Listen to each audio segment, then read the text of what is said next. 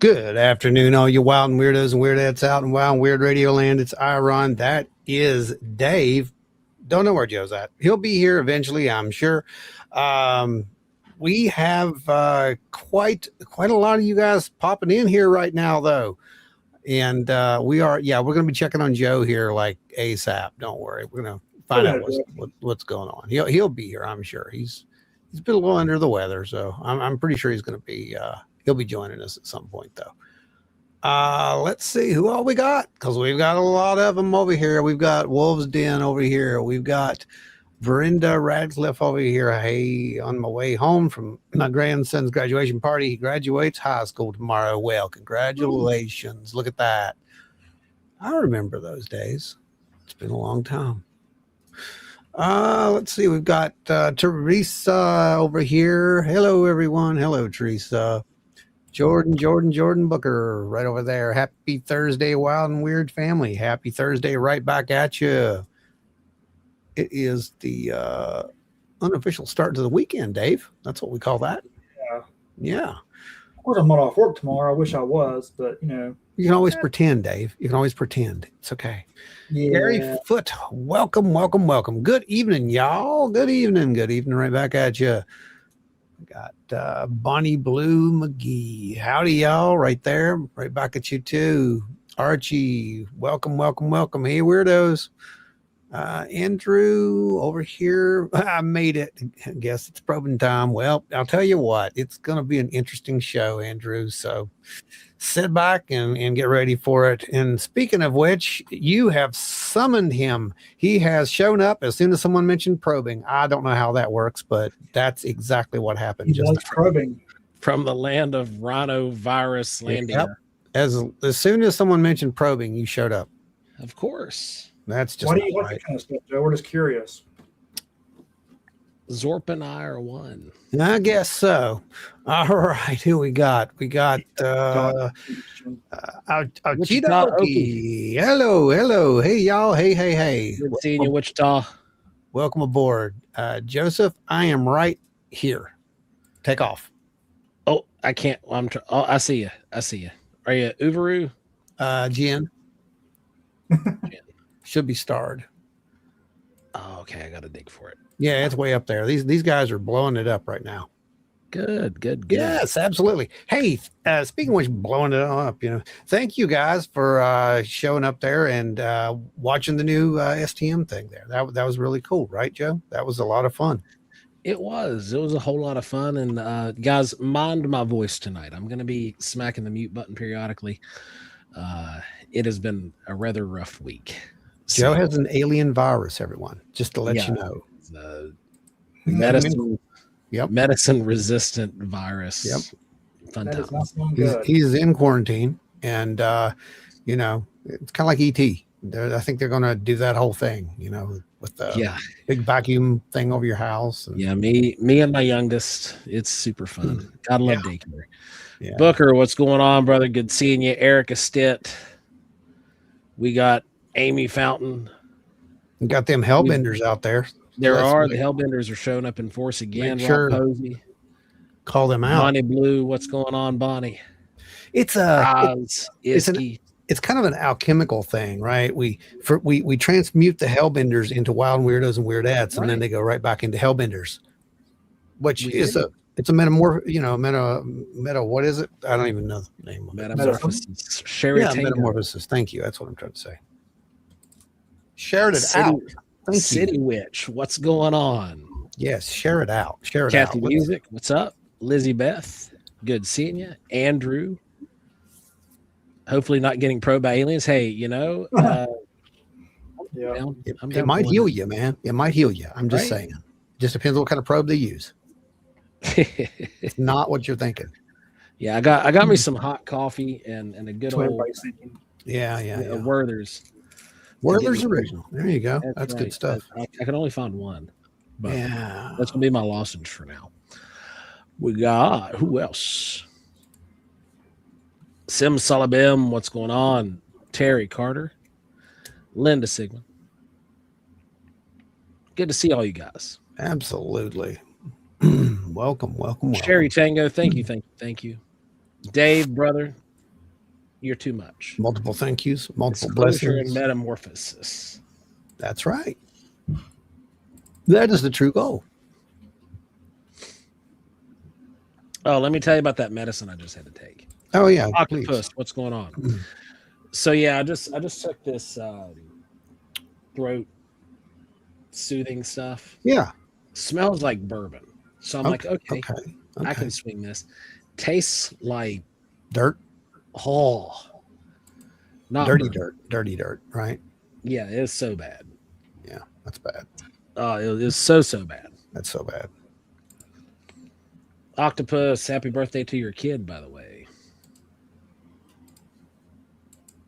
All right. We got them through.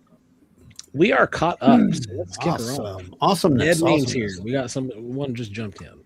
Oh, come on in, everybody. And if you are here and you're just out on the outskirts watching, jump in the conversation. This show is a little bit different than some of your other lives. You actually get to be a part of it. You kind of steer things. You move things in the right direction. You ask questions. You put your comments, because everybody has an opinion. You might as well let yours be heard. That's the way we see it. And as long as you're respectful, it's going to stay up there. So that being said, we have had another interesting week. Disclosure did not come again. No more drops. I mean, it's here. We did get a drop. We got a drop on Wednesday. We got a secret drop. It was very quiet. It wasn't like the big. There was no lights, and we're going to go over that. And because I'm telling you, man, a lot of people missed it. It was really quiet. We do have this rumor going around again, and I wanted to touch that. I know Ross got into it here. Take this presentation. I want to pop it up real quick. You got it. And well, that's good enough. There's pretty much the latest statement from Ross Coldhart. I'm told that the president is indeed now briefed on the legacy UAP crash retrieval program. President Marco Rubio, Rep. Luna, Rep. Burleson, and Tim Burchett have pushed hard for answers. So basically, they're saying the big question is, what will the president of the United States tell the American people now that he knows what's happening? My guess is probably nothing, but that's just me. How about you guys? I think it's going to be an open. It's like this isn't an interest of most people. Let's be real.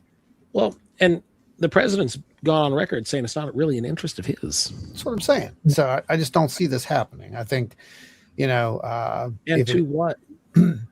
To what? Yeah, okay, the legacy program. It's more like a puppet show in some ways.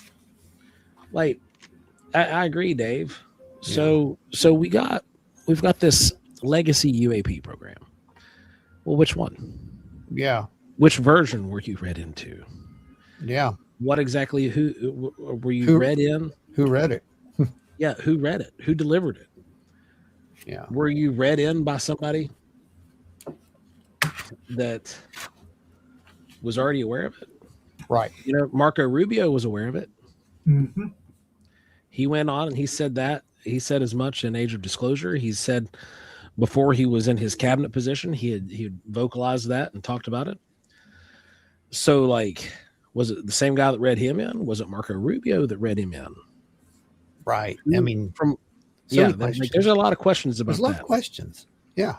Just because someone briefs you on something doesn't mean that you necessarily are going to get the legit briefing. That's what I'm trying to say. Especially if you don't have an interest in it and you're not really going to look. Come on. If we tell you it's flying, jellyfish, you're going to believe it's flying jellyfish. Right. I mean, it might be flying jellyfish, just for the record. There's plenty enough reason to believe in flying jellyfish.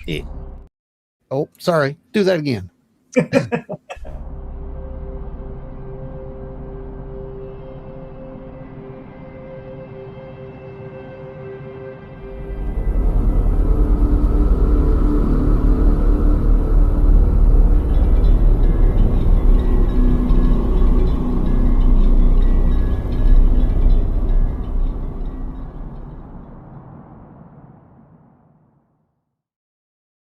You gotta watch. Thank you to all the folks who donate.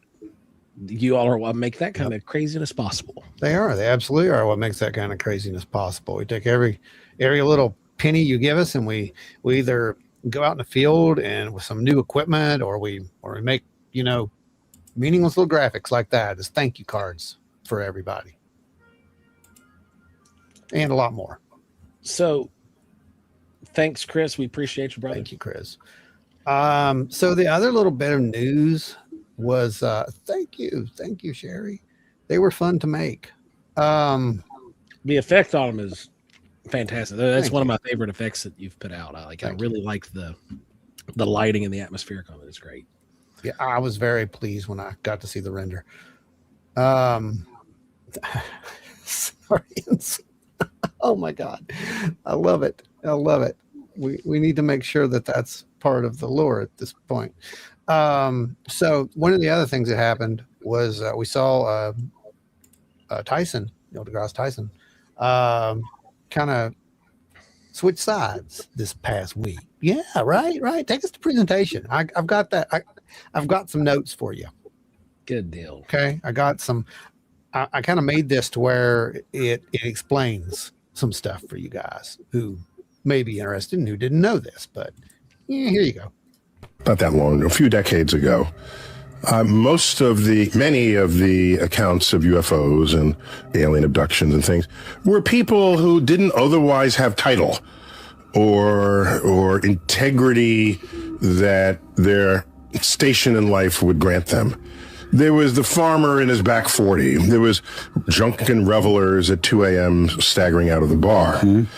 And it would be their accounts of UFOs that would get reported on. I just 1 second, though. I really have to do this. Do you know of any cases in any of the books, in the literature over the years that came from drunken revelers who stumbled out of a bar? I do not, but in my opinion, what he's referring to are the old UFO meetups. Oh, well, that could be it. Because Keel, Valet, after the meeting, they'd have them at bars. Right. Or they'd have them at a hotel. Sure. And then as soon as the meeting was over, they'd all go to the bar. And then they'd get drunk and they'd be like, hey, let's go do a Skywatch. That's no idea. I don't know what he's talking about. I bet he was talking about that 100%. I mean, John Kill in some of his notes even talked about that. I don't know what this man's talking about. I think that was his way of stabbing at those guys because he doesn't like them. He has disdain for those folks. Well, it's very possible. And, it doesn't matter because you don't have title and neither do I. He's also very biased. No. Wait, what? Yeah. Did I hear that right? So wait, there's more. And beginning a few years ago, and all of you in the media just ate it up when various whistleblowers and insiders. News Nation has covered this more than anybody and had more of the whistleblowers than anyone else. There you go. And they ain't farmers. There you go. Because farmers, they can't report UFOs, guys. Just want to let y'all know, if you're a farmer, you're just going to throw your case right out. I don't understand. Credit you. I don't understand where that stigma is coming from. Right. I've met many farmers. Yeah. We live in an area that's rife with farms. Mm-hmm. I've met many farmers. My wife's grandfather, he is a farmer to this day. That is what he does for a living. Yeah. He is in his mid-80s and he is still farming hundreds and hundreds of acres. Okay. Mm-hmm. When it comes to intellectual fortitude, you cannot be ignorant and also be a good farmer. No. You have to know your land. You have to know the environment. You have to know when to do this, when to do that, when to cut, when to sow. You have to, and it's more than just that. There's also the geometry. Yeah, man. You have to measure out all your fertilizers. None of it, like the stuff that these guys are doing, these big, massive commercial farms, they're not using pre-measured codes. They're going out, they're buying bulk, measuring what they're going to use, to the ground. They're doing advanced math on a regular basis. Your audio's cutting. It might be my voice. No, it's your They're- audio. They're doing advanced math There you on a are. regular basis. Yeah, So man. Why are they less than what this pompous prick behind a microphone? Ouch. Uh, Ouch. I'm just saying that You just- straight You're just because cutting this really pissed me off when I was watching this Yeah. I because totally. for a lot of reasons Right. because he has played this so negatively for so long and just crapped on everybody in this whole community, calling us stupid. Mhm. But now he's peddling a book. Well, what's funny is he actually goes on to say that now he has to take it seriously, but he didn't take them seriously. He literally made fun of them right up until last week, man. Like, this has been a joke. It's all Well, been a joke. You I mean, put Gary that Nolan- farmer's intellect in Oh, the you- field, You and you mean put this his guy? intellect in the field, Bam. and mean you that- see that guy? which one's going to make the which one is going to survive. You mean that guy? Oh, Yeah. Gary Nolan, yeah, those are great. Yeah, you mean that guy right there? Because Gary, if you all recall, he was quoted not long ago. He was calling out Tyson, saying that you have a scientist here that makes claims that he knows nothing about because he's not researched it, and Right. calling everybody else crazy. Right. Well, we have a lot of that going on right now. It's I ridiculous. don't even have clips of it, but the same thing happened with of all people, Avi and Dr. Villaro. He was kind of like saying that her stuff is questionable. The guy who literally told us that whatever 3i Atlas was possibly going to dock and do all this crazy stuff. Like, come on, guys, Yeah. stop it. Stop the Yeah. ego stuff. This is not going to get us anywhere. All right. We got to work together. That's how this works. And Nolan's, response here is just great. A simple, I'm sorry for how I ridiculed people and the subject. And I promise to donate any revenue I make from this book and public appearance on it to charities for helping people with the scorn and ridicule that I personally and publicly caused them. Yeah. And then he's basically going into SETI here saying how, they've just squirreled away, they've just thrown away money and over the years chasing these signals. Yeah. And he's right. As long as it's 400 light years, it's fine. That's what we've always said too. It's the same thing. As long as it's far away, it's all right. It's not. We got to do with that. What does look for it? Well, spend more money, trying to find it, and just ignore the fact that it's right here. Maybe the WOW signal is a little closer to home, and you need to open your eyes to other forms of data. Congress don't give SETI a single penny. Here. I can't say that. I can't say I disagree with that, man. Well, And that's kind of hard to say. Like, and I agree with Gary on his position. It's hard to say for me, and I'm sure for Dave at the same time, yeah, because the relationship that our region has to Green Bank Yeah, and the but- relationship Green Bank has had to that program, and that's unfortunately where all of Green Bank's funding is coming from, is through the SETI Institute right now. they've lost some of that funding. Actually, some of their funding is coming from private donors and sources now, not just government. But ironically, that Bill Diamond, who is president and CEO of the SETI Institute, his stance on the whole UAP thing, he basically had said, despite like I said, that decades of searching the cosmos for radio signals, technosignatures, he tries to claim there's absolutely zero credible scientific evidence that UFOs are alien spacecraft.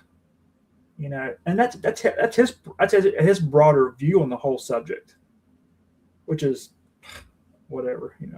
Yeah. Well, here's my thing about it. Literally, SETI is a great idea. It's a great idea to find civilizations that are exactly like us. Do we really want to find civilizations that are exactly like us, though? I mean, I don't know how that's going to I work mean, we out. see what we do. Yeah. So, let's be real here. I mean, and you're dealing with the age of the universe. You've always even said it, Dave, where, you're talking billions and billions here, right? So to think that there could be something else out there that may be highly more evolved, or it might be here. And then, basically you have the equivalent of ants making this proclamation that there's nothing there except for something that has to use radio waves. That's nonsense. So if SETI wants to do something, SETI needs to invest in different methodologies. Were they to do that, then I'm pretty sure Nolan and everybody else will be right on board. But I'd say that I don't think that he was necessarily going after the whole SETI program. I think he was going after one particular person. I think we made a quote of that a couple of weeks ago, and what was said there just kind of, that was another one, just like Tyson trying to sell a book. Yeah. So, I mean, he basically spills out. He's very intelligent. I'm not knocking him for that. Very intelligent man. Yeah. But he's just repeating what's in the textbooks. I mean, that's the fact. It's just what it is, man. Appalachian Oddity. From what I've seen of Neil Tyson, he focuses only on ET ideas of UFOs and uses it as a hypothetical to talk about space and science. Yeah. After he takes jabs at everybody. And he does that too. And he does He that will, too. because he has always used the extraterrestrial life, that it's obvious there's extraterrestrial life out there. They're all saying that now. But he's always been quick to shoot down the idea of anything coming here or being here other than us. Right. And this is I think why is where Tyson seems only familiar with the X-File and the abduction style cases. Yeah. Not the classic golden age stuff or high strangeness. Right. Well, high strangeness it threatens so many people, and they don't even want to deal with that. I mean, it can be even stranger than what we think it is, to be honest with you. But it's definitely something. I mean, I don't know really what to think about it, other than, like I said, I think he's probably trying to sell a book. I'll be straight up with you. I don't know. I don't have any, this or that's with the guy. I'm just saying that I think he's trying to sell a book, and he's riding a wave. It's a popular wave, and he's going to go ride that wave. He's got to be on where everybody else is talking. You're going to see the exact same thing from social media. You're going to see the same thing from podcasters, the ones who are very quick to jump on the popular boat are going to jump off of this boat that they're on now, and they're going to jump on the other boat. It doesn't matter what they thought before. They're going to do this. This is how it works, because they got to chase it. That's how it is. Anyway, you want to get Dark Wolf? Yeah, I got him up there. Michio Kaku has basically said the evil is such that scientists are behind the 8 ball and need to step up and stop the naysaying. Yeah. Well, they got to do something, but they also got to work together. And it's what I've been saying, the same thing with all of us. We all got to work together. If we're going to figure this thing out, we got to get it all worked together. Hello, Amy. So here we have another interesting thing that dropped. Like you said, we didn't get a big file drop, but we did get a big file drop. It was just really quiet. They didn't really go crazy with this thing. And it didn't come from a suspected source. Right, exactly. Take us to presentation. I got you a few of them up here, and we can go through these just a little bit. And I've also got, I think, over in notes for you, the actual story. Yeah, that's it. The Disclosure Foundation should be right there at the top. All right. So the Disclosure Foundation was proud to previously announce the FOIA request that was rejected multiple times, mind you, was finally approved. And it was really, really impressive because this was through the NSA. It wasn't to the FBI. It wasn't to anyone else. It was specifically related to the NSA files going back to the 80s. So behind this request might be familiar to some of the FOIA researchers. Back in 1980, the Freedom of Information Act lawsuit was brought against national security agencies on behalf of a citizen watchdog group to compel the production of UFO-related information in the NSA's possession. Yep. At the time, the NSA vigorously defended the lawsuit in court to support its legal defense producing UFO-related documents. The NSA's chief policy officer, Eugene Yates, really? Eugene Yates, we'll say Yates. Yeah. Submitted the in-camera affidavits to the court in camera. In camera is a legal term that refers to circumstances where there's a dispute about the production of a document, and the presiding judge privately reviews the disputed document and makes a decision based on that private viewing. The secretive Yates memo has been declassified and available to the public since 2009. The actual information and collection data referenced in the memo have never been released. Our legal team requested the underlying supporting material that was produced Mr. Yates' classified memo to the court. The NSA denied the request in its entirety. We challenged that denial, and after a lengthy appeal, the NSA Appeals Authority acknowledged that the blanket denial was improper. Many of the records in this production carry the marking Top Secret UMBRA, UMBRA. Top Secret is the highest baseline national security classification level. And the top secret information is information whose unauthorized disclosure could reasonably be expected to cause exceptionally grave damage to national security. UMBRA is a code word that's associated with highly sensitive intelligence compartments. The National Archives Information Security Oversight Office specifically warns that code words such as UMBRA, talent keyhole, rough, or gamma, when combined with top secret or secret documents, indicate information considered particularly damaging to national security if improperly released. That context is essential. The importance of this release is not that every visible line proves a particular theory about UAP. It's the importance of the U.S. government treated some UAP as intelligence of extraordinary sensitivity. Yeah. So what's interesting about it is you're going to see here, there's a couple of the actual cases, right? One of the fun things about it, Joe, is if you look really close, you can see those screens, right? You see that? Barely. Okay. So if you look really close here, you're going to see it says radar tracking of unidentified flying object, UFO. Looks like 4 UFO, probably in quotes right here, or in parentheses. You see that? 4 UFOs, probably balloons. You see that? Move slowly northwest of blank toward west past blah, blah, blah.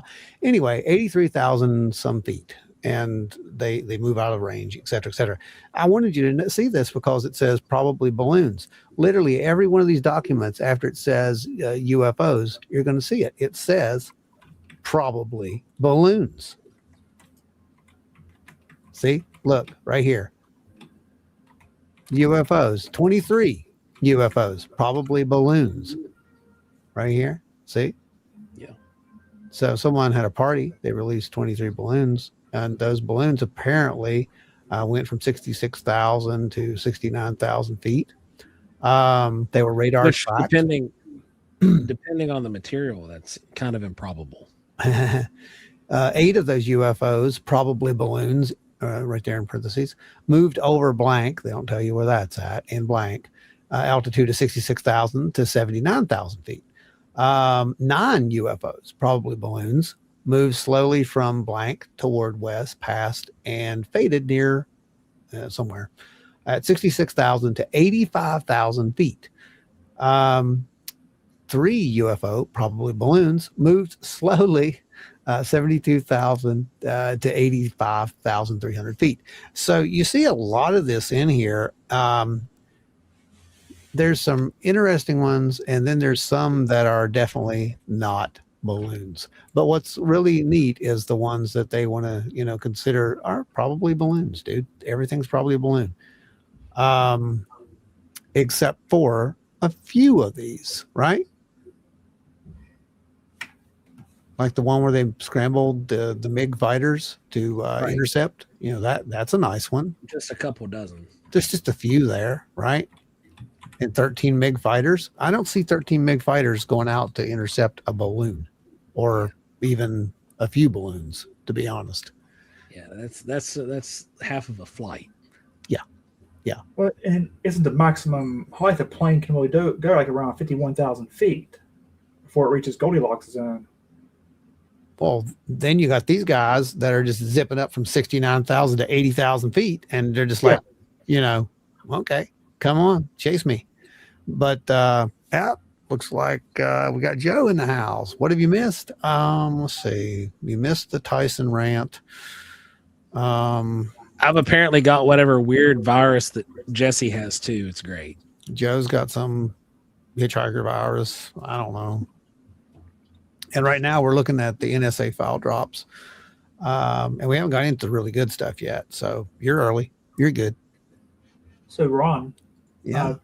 I looked up something here. So like unmanned scientific and weather balloons, for example, to kind of go along with this, it says it could typically reach 60 to 125,000 feet. The max ever recorded was 173,900, but they typically they get up to 125,000. A lot of times they'll end up bursting. Yeah, because it's too much. Yeah. Well, I want you to look at this balloon right here, guys. An unidentified flying object, approximately. It looks like does that not say 90,000 kilometers an hour right there, Joe? Is that me, or is that something else that's trying to say? Oh yeah, that's I don't see 90,000. I just see 90 kilometers an hour. It's 90 kilometers. Okay, maybe that's what it is. Okay, which is still pretty fast. Pretty fast. Yeah. For a balloon. I mean, come on, that's a fast balloon. We really need. Honestly, depending on the material, the balloon would rupture. No, it's a special Nazca balloons, dude. That's right, the special Nazca hot air balloon. Yes, exactly. Here's a nice balloon for you. A report received states a smoking luminous object moved through the air at a border opposite a blank. The smoke radius extended about 100 meters from the center of the luminous object, and a green light could be seen following it. The smoke radius gradually increased in size and disappeared. The luminous object, which was in the center of the smoke, also disappeared. That's a heck of a balloon. And if it had helium in it, it was going up, it wouldn't turn green. No. In Soviet Russia, balloon intercepts you. That's good. I like that. Anyway, we have a few other ones here. Let's see. This is a neat one. Blank. Oh, you see that big blank right there? See that, Joe? That massive area that's gone. An unidentified flying object, blank. Told that he had seen an object like a star, like a large star. The object was going up, something down as fast as, up and down at a fast speed, up and down, and at a very high altitude, and that it kept turning around, I guess. Stated he saw the object perfectly and identified it as having white luminous light that was a little bluish in color. Big blank. There were no reflections of something object that the blank believed this may have been the same unidentified flying object south, which means they had another one. This is a fun one here. This one was at 56,000 feet, moved to 96,000, looks like. It was 5 UFOs.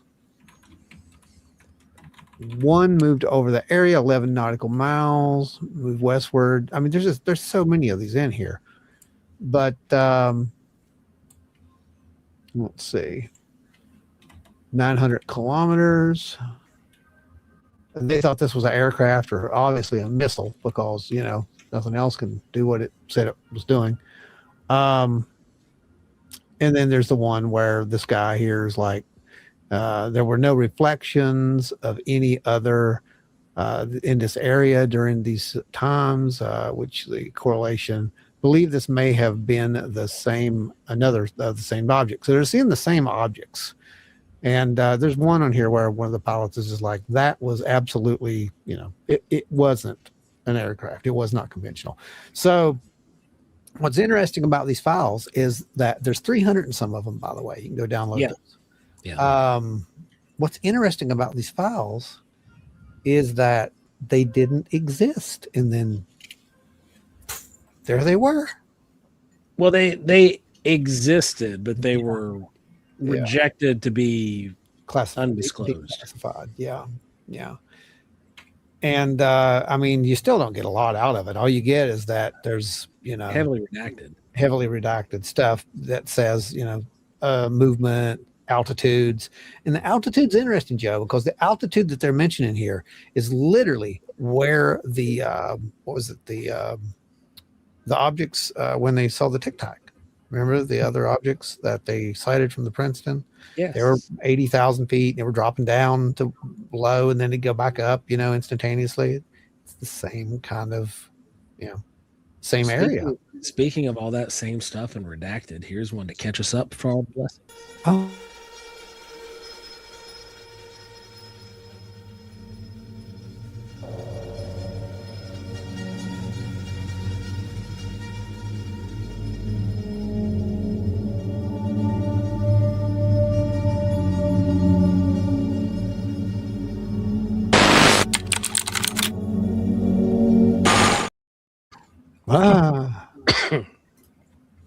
Yeah. All right, let's load up our next little. That's thing. right. Sim Salabim, 65 watching, 20 likes. Come on, smash that button, guys. Yeah, smash it. We appreciate you guys. Yeah, absolutely. And get involved. Get involved in the chat. Get involved in here. Get in here and talk. Let's hear what you think about this. We want to know. I think that honestly, we need a better balloon program. We do. Yeah. We do. We need balloons that are going to be able to fly at extremely high altitudes and at least 90 kilometers an hour without rupture. Absolutely. I believe if you look in those files, you will find one that goes at 900 kilometers an hour too. It's ridiculous. Now, to be fair, on some of those, they did not say probably balloons.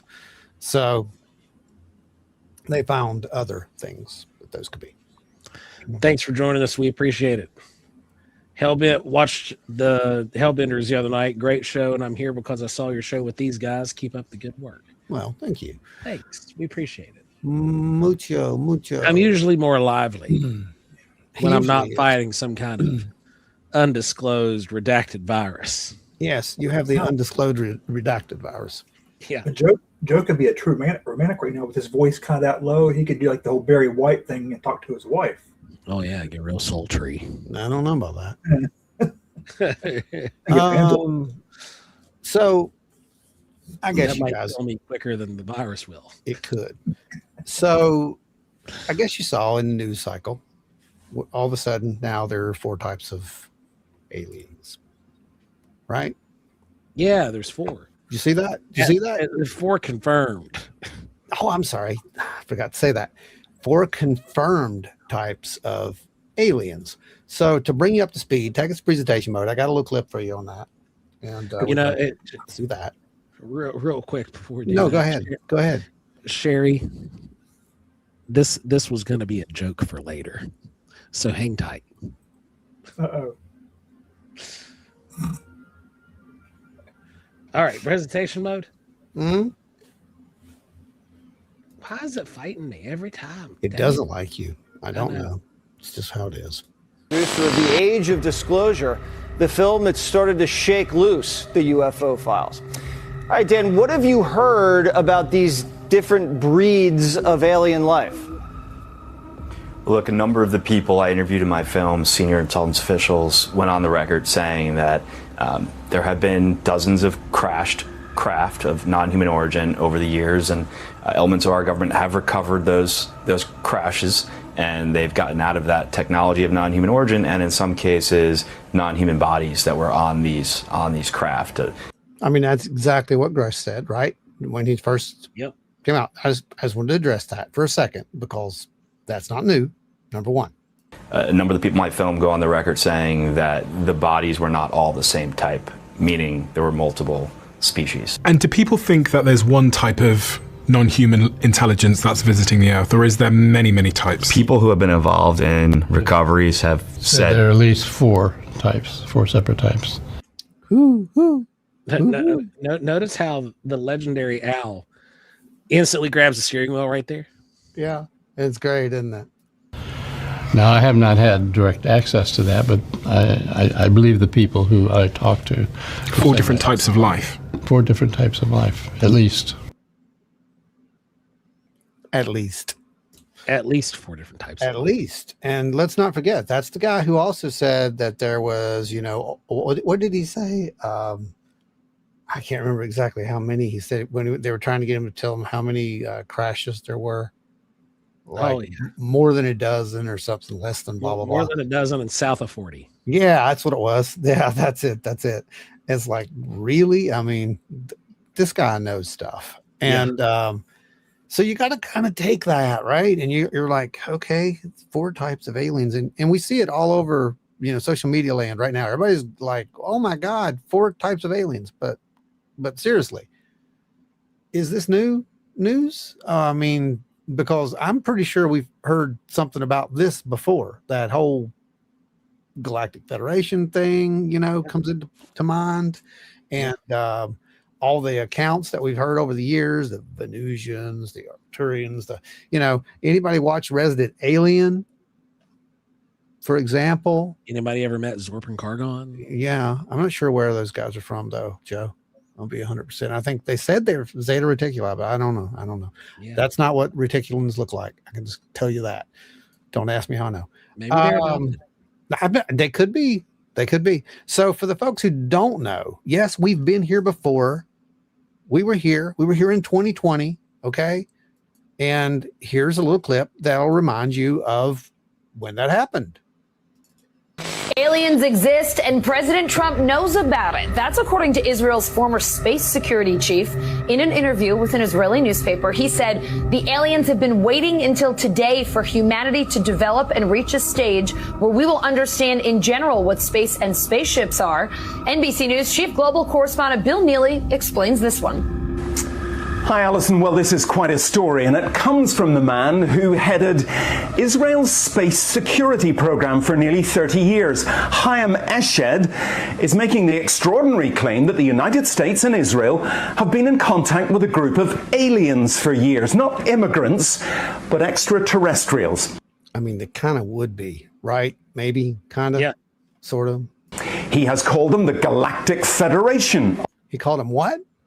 The Galactic Federation. Same thing that Stanton Friedman had been calling them for years. Is that what you're telling me, Joe? That's what it sounded like. Wow. What breaking news. Continue. Of aliens, and he says President Trump is aware of the existence of these aliens and had been on the verge of revealing their secrets, he claims, but was asked not to do so by the Federation in order to prevent what he calls mass hysteria. Well, the retired general says the US and Israel have kept it from the public because, quotes, humanity isn't ready and the aliens don't want to reveal themselves until humanity can evolve, he says, and understand what space really is. Well, the good news is that he claims This is good news, by the way.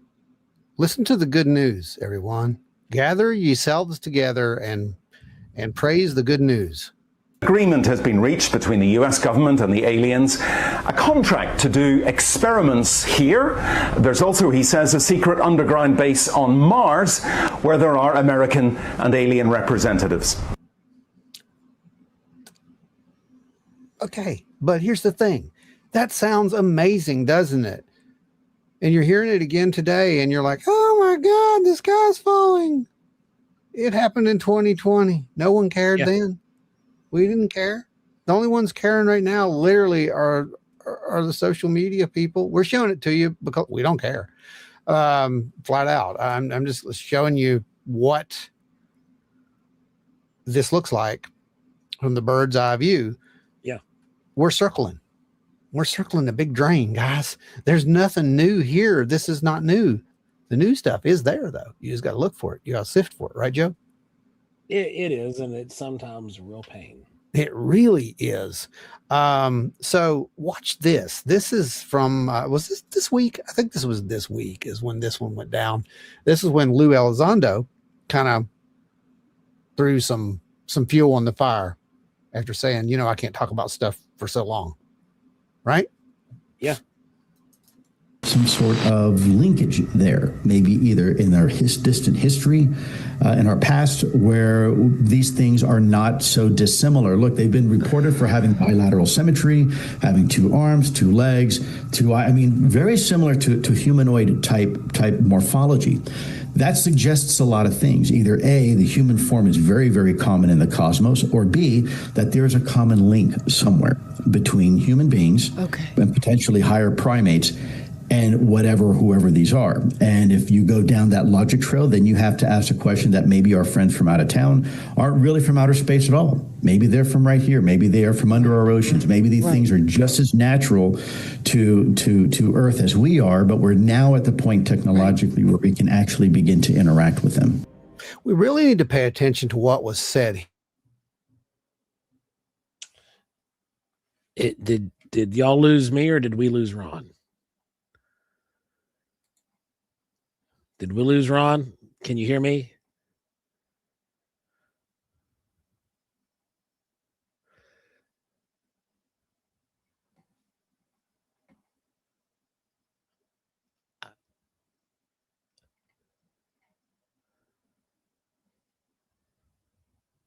Okay. You guys can hear me. It looks like we'd lost Ron.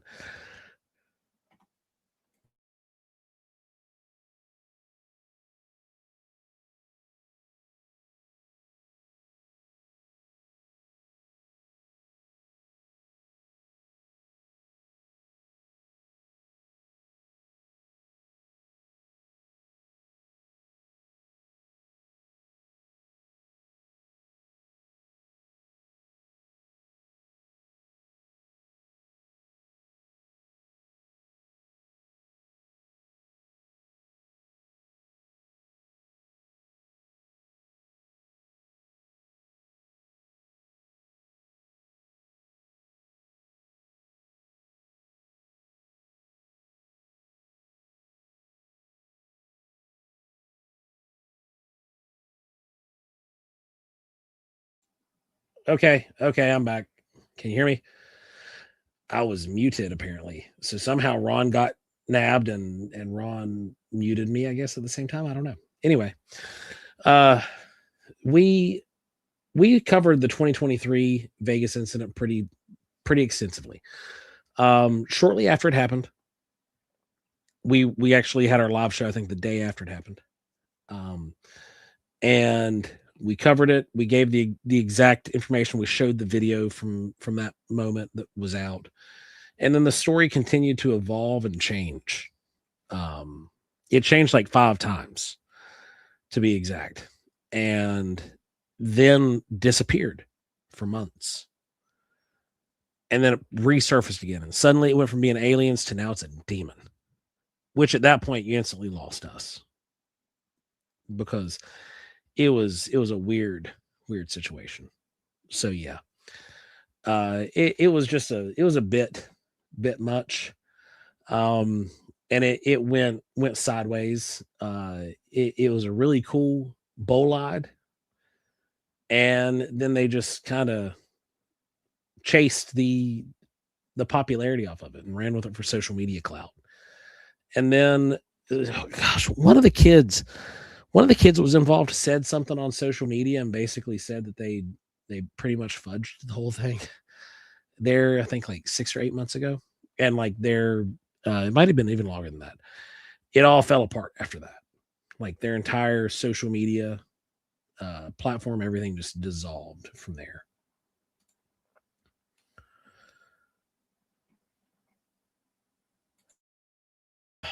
All right. So let's see what we got with Ron. Yeah, Amy, you can go back and check, but they weren't exactly labeled exclusively for that. Like I think you might see a thumbnail here and there that might say what all was in it. But we'll try to track those down at some point, and we can direct you. Like if you go back to right when that happened and look in that time frame of our show, you'll see us talking about it. So I'm gonna see. I think one of them messaged me real quick. I'm gonna see what that was. Am I there? Oh, there you are. You're back. Okay. Yeah, something weird happening there. Sorry about that. Yep, not a problem. Mm-hmm. All right, so we got Ron back. Yeah, we lost all internet. Yeah, it left virus-ridden Joe to host all alone there for a minute. Yeah, dude. Like everything shut down. Yeah. That was interesting. Skinner, what happened? Leave room for a few minutes. Did Ron's power go out again? No, it was the internet. It just dropped. Everything stopped. It was interesting too because Maria was in there. She's like, I don't know what that was. It sounded like somebody was walking around outside, and right before it happened. But you can imagine how fun that was. But I found out that was just a neighbor. It's okay. But unless the neighbor's one of them. Creeper Latcha, late. What I miss? A lot. But you didn't miss the fact that I'm fighting for my life. He really is. Here in the studio against this insane unknown virus. He really is. So what I was going to get at there before, I got hit by a microwave pulse from, space, was that we need to listen to what he was saying. And it just kind of went over, I think it went over her head. I'll be honest. That video cut out part of the way through before you went out. Oh, really? Yeah. So run that video again. Cause when your internet went down, like that was the first feed was it to go. I don't know. You think we should? That's a good question. Yeah, go ahead. I don't think it's anything related. Okay. Let's find out. Let's poke the bear, right? Okay, here we go. Don't die, Joe. We're so close. I'm trying. There's some sort of linkage there, maybe either in our distant history, in our past, where these things are not so dissimilar. Look, they've been reported for having bilateral symmetry, having 2 arms, 2 legs, very similar to humanoid type morphology. That suggests a lot of things. Either A, the human form is very, very common in the cosmos, or B, that there's a common link somewhere between human beings and potentially higher primates and whoever these are. And if you go down that logic trail, then you have to ask a question that maybe our friends from out of town aren't really from outer space at all. Maybe they're from right here. Maybe they are from under our oceans. Maybe these things are just as natural to Earth as we are, but we're now at the point technologically where we can actually begin to interact with them. So it was right there. Yeah. Right there. He said, maybe they're from where, Joe? I was reading the comments. Oh, it's okay. He said, maybe they're from underneath our oceans. Oh, yeah. U.S. Congressman Tim Burchett shares New York Post report claiming that there are more than 9,000 underwater UFOs that have been spotted near U.S. coastlines. Right. And we've been hearing a lot about that. We've been hearing a whole lot about that. We've been talking about the oceans a whole lot, haven't we? Oh, yeah. And now, go ahead.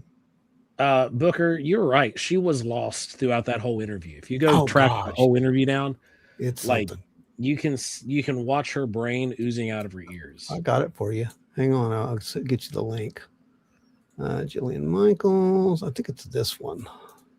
Skinner said, harden your internet connection. Can't stop the signal. I think it's this one, guys.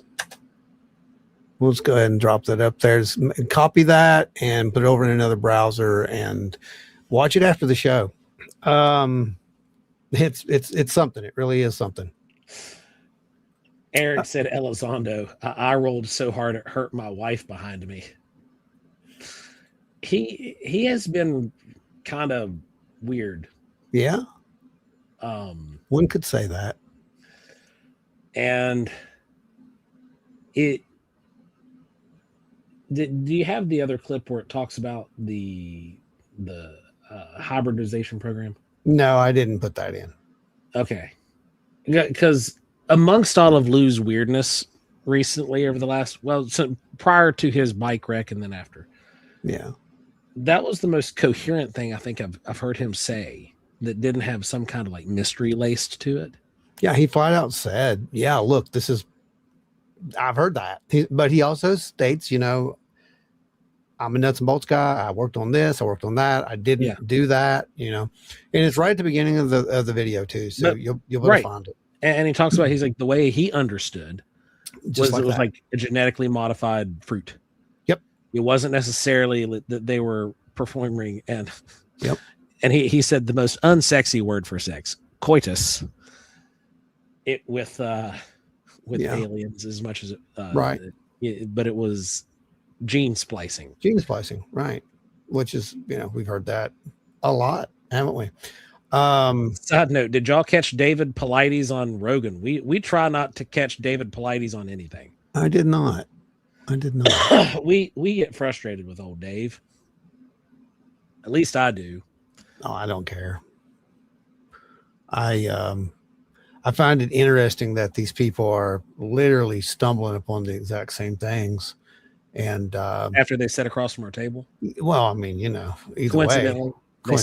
They stumble into the same. I mean, it's just what it is. I don't know. I didn't, need to hear into there. They learned it by osmosis. Probably. I learned a lot of stuff by osmosis. Or they learned it from us saying it 15,000 times over a weekend. It's possible too. I mean, we did kind of have a, presentation at the table. Right. So, so you got that going on, right? And you were talking about the human enhancements. Beth. Dave changes so much you can't really follow anything he says. I mean, that's, that is what it is. It didn't mute the mic, dang it. Sorry, guys. No, it didn't. So anyway, human enhancements, guys. 70 people out there, Joe. 70 people are out there watching right now. 69, whatever.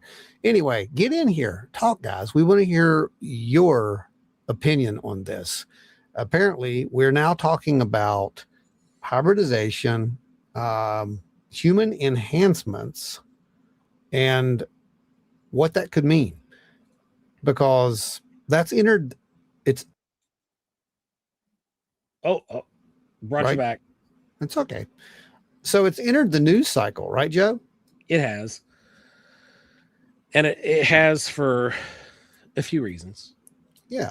You have former Congress members making statements of things that were told to them. Mm-hmm. You've got current Congress members making claims about, kind of not dismissing it, but kind of pushing it aside. Yeah. But still saying there might be something going on. And then you have Lou making his statement, which his theory, if it's happening, is the most sound. But the reasoning behind it would be survival. And I think the reason it's in the news and it's becoming more frequent is because part of whatever this disclosure is going to go beyond the fact that these things are bilateral beings, meaning that, they symmetry on both sides. But it's going to be more in the sense of like, they're going to look a whole lot like us, maybe. And that's going to be a little bit of a adjustment And if you start hearing it now, because we do know that assimilation is a game, we do know that assimilation is something that has been pressed for years.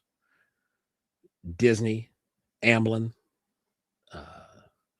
you name it, different studios. Yeah, it's going to be interesting, depending on how it flows out. But I think that's why it's back in the cycle. What do you think, Ron? I want to know what they think. That's what I think, Joe. I want to know if you guys think that are these beings walking amongst us now, as some of these people believe. They believe that there's a potential, and I'll say this as well too. I don't usually go into my beliefs, of course. I go into data and whatnot, but I'm entitled to believe. We all are. We can all believe whatever we want. My personal belief is yes, humans have been genetically modified. They've been genetically modified, and we are what we are, which is, not much, quite honestly, compared to whoever may have done this. But we're not Sasquatch. Just saying. Yeah. And you know why I'm saying that? My original theory, and what was funny is it actually jives with Giorgio's theory. It's the same thing. We literally have the same theory on that. And that's that. And there's a lot of people coming around to that now too. And that's that, whatever you guys are out there chasing in the woods, that might be humans, or what humans should be right now through natural evolution. Without having any kind of modifications. Thank you, Joe. That's exactly what I was thinking. So is there anything to that? Well, there might be. And there might be a reason why, like you said, that no one wants to talk about this. It may go really deep. And we're going to go there. We're going to go there before the end of this show. So just hang on. It's going to make you think a little bit. Before we go too far. Oh, we're not going. Go. So Appalachian Oddity said, I don't think ET hypothesis for UFO accounts for enough data to be good hypothesis, no matter who says it, be it a researcher or a government. That's my take, at least. Did I miss? Were we pushing the ET hypothesis wrong? I don't think it's ET at all. I mean, I think if you go back and watch, oh God, I don't remember when it was, like 2 months ago or so, when we did the one show about what is human. There comes a point to where a native species, it doesn't matter where it came from. Yeah, it eventually naturalizes. Yeah, exactly. Whether that's coming through a dimensional rift or from God knows where. 10,000 years ago. Who knows? And just, I want to real quick go back to the, not saying that I'm buying into the whole Galactic Federation, so to speak. But there was a mention from that security advisor or whatever he was. The Shed, yeah. Not Burchett. The Shed, yeah. Oh yeah. Him. Mm-hmm. That once we understood what space was, what if space isn't what we think? Right. What if, we're vastly limited on our knowledge. Like, we think we know a lot, but we really don't. What are the odds that once we really understand how space operates, that space might just be a veil of some sorts? Yeah, that's a possibility. Think about dark matter, Right. That's what everything is. And we assume that's nothing, but nothing is nothing. That doesn't work that way. There's something there. Yeah. Crave-Falacia, I caught an interview with Tyson saying, if there are aliens, why have we not seen the bodies? I think that's obvious, but curious for your opinion. Go ahead. You don't have the clearance. No, for real. I don't know if I can legally say this. Don't do it. But that's how he said it. I don't know if you're legally allowed to hear this. Yeah, I don't know if you're legally allowed to hear this. Or how did he say that? I could answer that, but I don't think you would be able to hear it or something like that. Either way, yeah, it's It's not going to happen. I'll be straight up with you. If we actually get to see bodies, I don't think we're going to see bodies. I really don't. And I don't think that people need to get their hopes up for this. It's not going to happen. They're going to give you something else.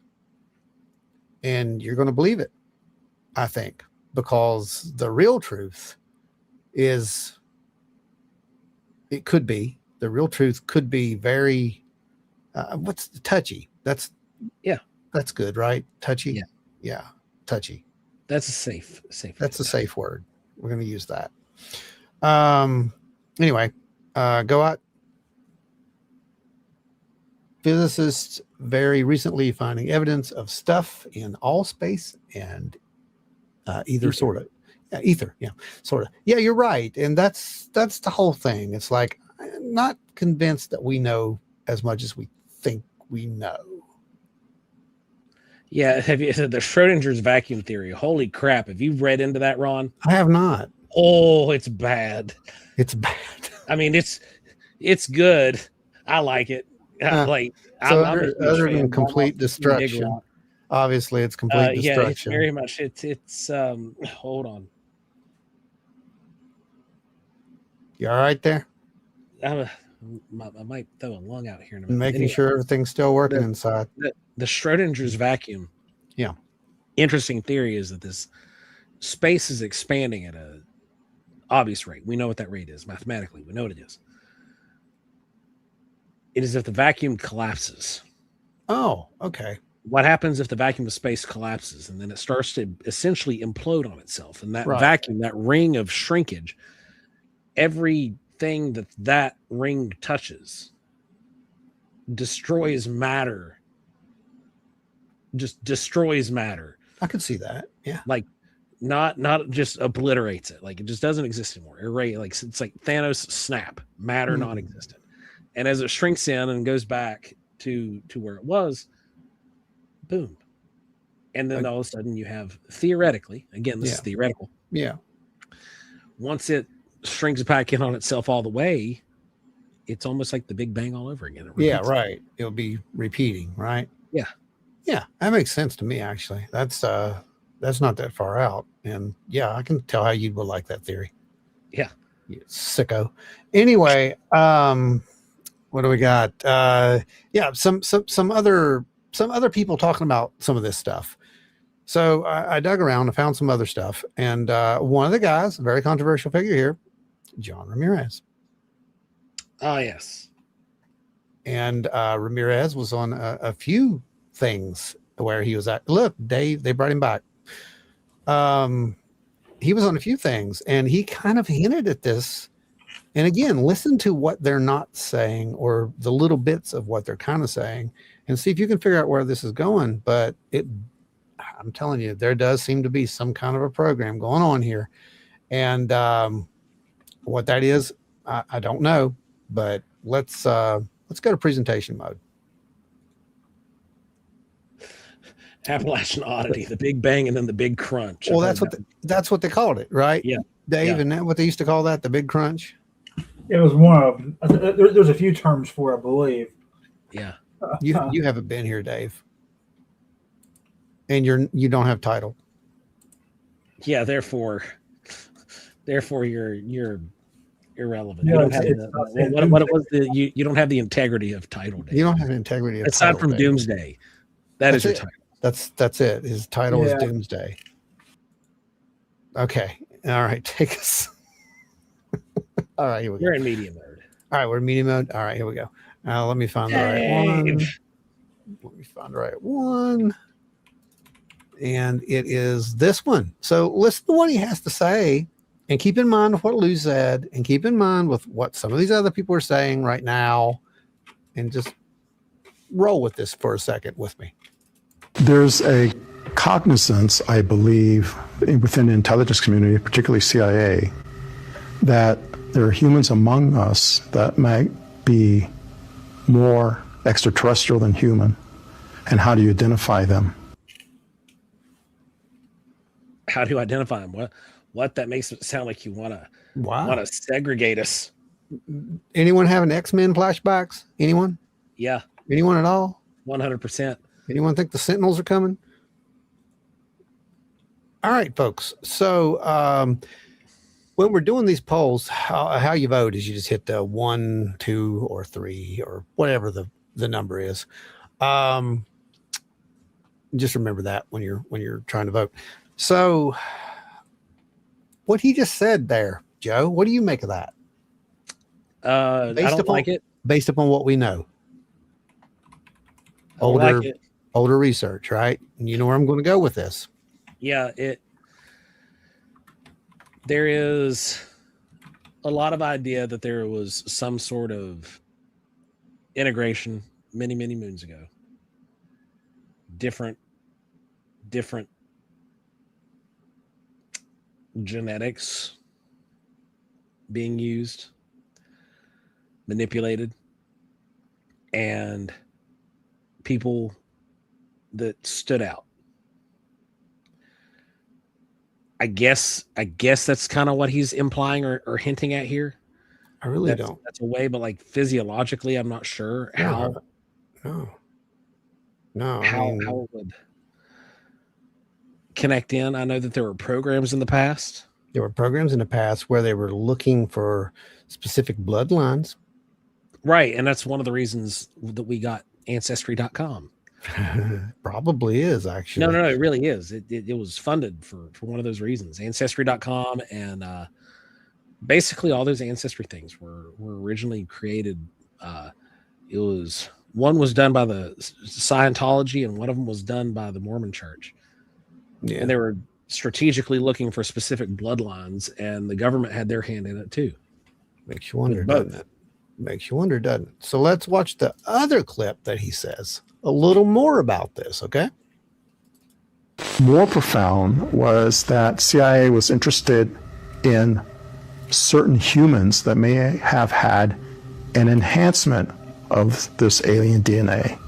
That is to say that basically we're all aliens in some respect. Mm-hmm. Yeah, well, I can see how some people that might set a little uneasy with. But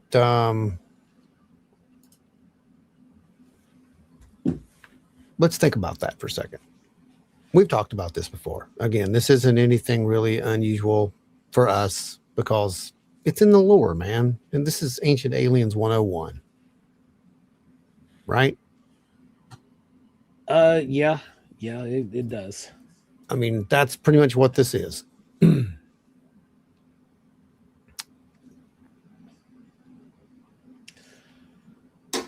Appalachian Oddity. The whole hybrid idea seems to rely on the idea of these things being flesh and blood beings. Ultimately, we don't know if that's what we're dealing with when it comes to UFO beings or Sasquatch. We don't know if, I mean, that's correct. We don't know if they're flesh and blood. We don't know if they're not. No, we don't. And there's a lot of we don't knows. And I think that that's one of the issues. But what we do know is we do know that at some point in the past, during one of those experiments where they were trying to figure out how to contact these things, they were looking for people with specific bloodlines. They were looking for people who had psi traits as well. It kind of seems like we know why they were doing that at this point. They were trying to lure these things in. They were trying to basically kind of do what we ended up doing out there by accident, I think. That's what it kind of sounds like, doesn't it, Joe? It very well could have been, yeah. I mean, kind of. Let's go to presentation mode. Got a couple more of those for you. Folks, come on in. Let's get in here and let's see. Let's make sure we got that. Image up, video up. And here he is. I believe this one was from, is this Area 52? I think this was Area 52 when he was on there talking as well. What is one piece of information that you think everyone should know? This is where we're going to talk about consciousness. Consciousness seems to be the foundation for the phenomenon. That is how humans perceive the phenomenon and how the phenomenon perceives humans, there seems to be a consciousness aspect to this. But how it works, there seems to be a consciousness aspect to it that we don't quite understand. And I've been hearing that more and more, particularly the way the phenomenon communicates with certain individuals and the way individuals can communicate with the phenomenon. So you have the human initiated contact, the heist. You can have that, or using psionics. Now, what's funny is that's exactly what we called it. If you this is a screen grab from our presentations. This is a screen grab from the presentation. It was also in Paranormal Horizons at the very last episode when we put all this together and said consciousness is the big deal. Listen to the rest of what he says. As Jake Barber's team is doing to lure the craft down. That's a real thing because the Russians have already done it. Do you think that's... Because that to me sounds so insane. Because I just struggle with that concept. Is it over here now? Yeah, it's over here now. Right behind you. Okay. All right, I got a flashlight. Ready? Here we go.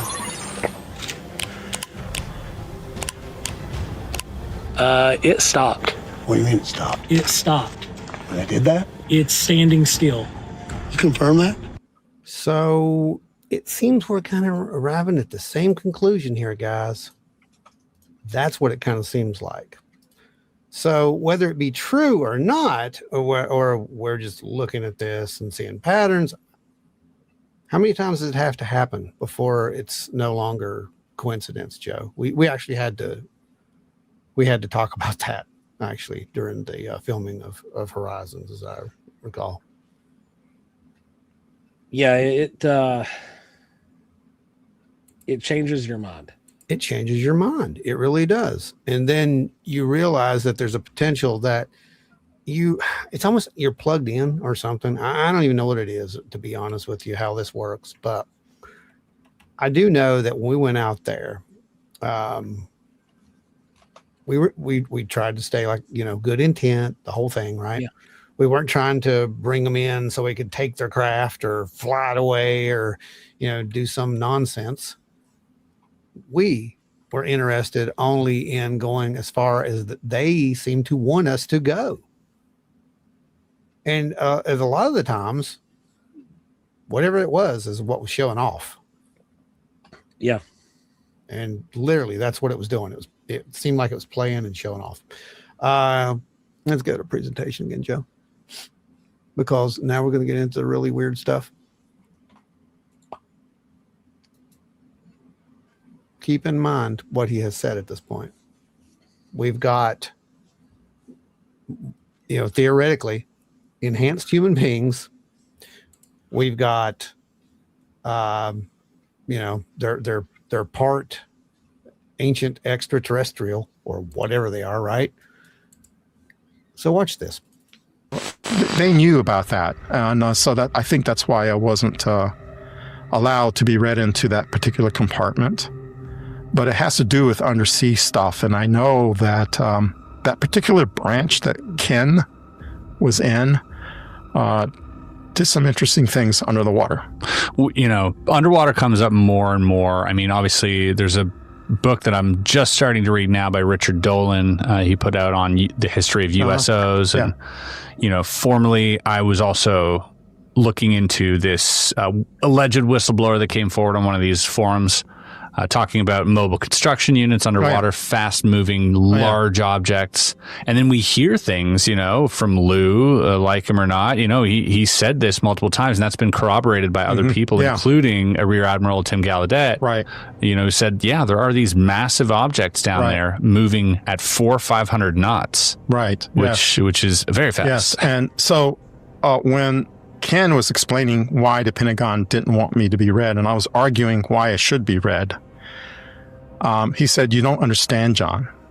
This program is the highest secret, top secret in the entire United States government. This top secret information exceeds that of Manhattan Project." Let's think about this for a second. Just for 1 second, okay? Don't take us off presentation, but let's just think about this for 1 second. It's so secret that it's above the atomic bomb. That's literally insane. Okay. Right. And that was a monstrous thing, right? They're telling us that it's so secret that it's above that, but there's a possibility that there's 4 races now, right? And that there's a hybridization program going on. We're okay to know that, but we can't know what exactly. What is it you're not telling us? That they were interested in certain bloodlines going back to ancient times. Who knows? Ancient times. Did they mention other heritages around the planet that through this marker? I was specifically told that the Cherokee heritage, the Cherokee Nation, had something to do with the phenomenon. And furthermore, that it has something to do with perhaps even the actual existence of Atlantis, that they may have been survivors of Atlantis.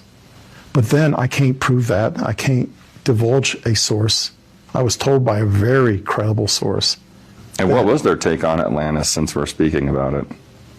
I believe that their take is it's an actual, and it's not myth and legend, it's an actual place. Now we're getting into the interesting stuff, because now this is what's great about doing this show. I have all these little clips I can go back and pull from our library, and we have to look at this little clip that just dropped not that long ago. Keep in mind, all these things happen in these cycles. Admiral, is Atlantis real? Yes. Okay, tell me more about that.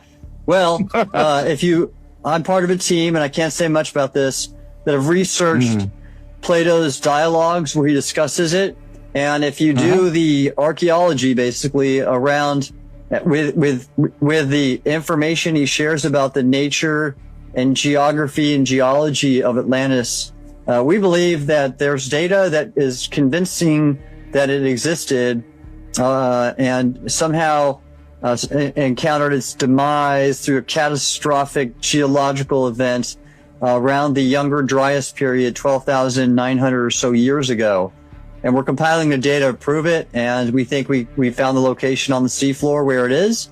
And if we get a remotely operated vehicle with a camera, we might be able to even identify human-made structures that would be the proof. Okay. Now that statement was made on purpose. It was. Just a week before that was announced, there were dust being found on LiDAR, cobbles being one of them. And it's really interesting. I have one final clip, and then everybody here is we're going to be talking about this. Okay. So remember everything you've heard at this point. We're going to put 2 and 2 together, and let's just start throwing some stuff out here on the table. Put all this into the blender. Exposure I had to the reality that there are craft, they're real, and there are beings in these craft. They're here for a purpose, for a reason. And that reason is not so much to warn us of impending doom or anything like that, but to remind us that we're stewards of this planet and that we're doing a terrible job. Well, to answer your question, I believe we are also extraterrestrials. I think we were brought here, and that we forgot our origins, and that some of the beings that are being encountered by humans today have been here a long, long time. They may have had some input into how we developed, and that they have our best interests in mind, but they're concerned about the stewardship of the planet, that we are doing a terrible job of taking care of their planet and our planet, and that when we explode nuclear weapons in our atmosphere like we did decades ago, it not only affected us, it affected them as well. And so that's why they're so interested in us, especially after what we call the nuclear age dawned upon us, that we now have the means to destroy ourselves. Right. And by destroying ourselves, we're also destroying them. I think we're their children, and that they have, like a concerned parent, they want us to grow up, but they're giving us enough leeway to become cosmic adults, if you will. And that once we become cosmic adults, we can then join them and the full knowledge of our true origins and why we're here and what our purpose is, and perhaps we can then join them in becoming a spacefaring planet with them.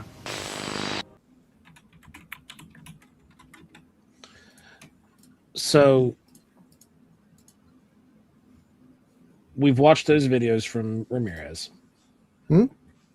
And Ron, you tasked me with trying to dig up as much as I could on this guy. Yep. And I did. And I come to two conclusions. It's a two-part conclusion, one of which Enzo here states that he was never really read into anything. He worked for a subcontractor for the CIA on Russia-China missile projects, and he goes to UFO meetups as a hobby. And he's no more in the know than Enzo is. That's really all I could find, too, that he was really wasn't super-duper connected to a whole lot of stuff. However,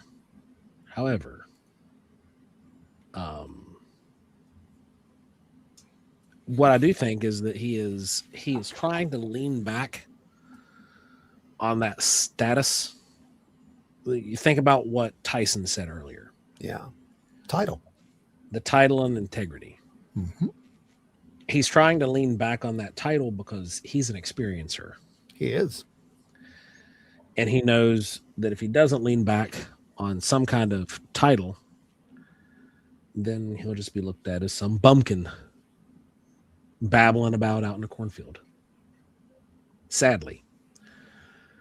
And so he's leaned into that. Now, what he said is tell me a contactee that hasn't said that. Right.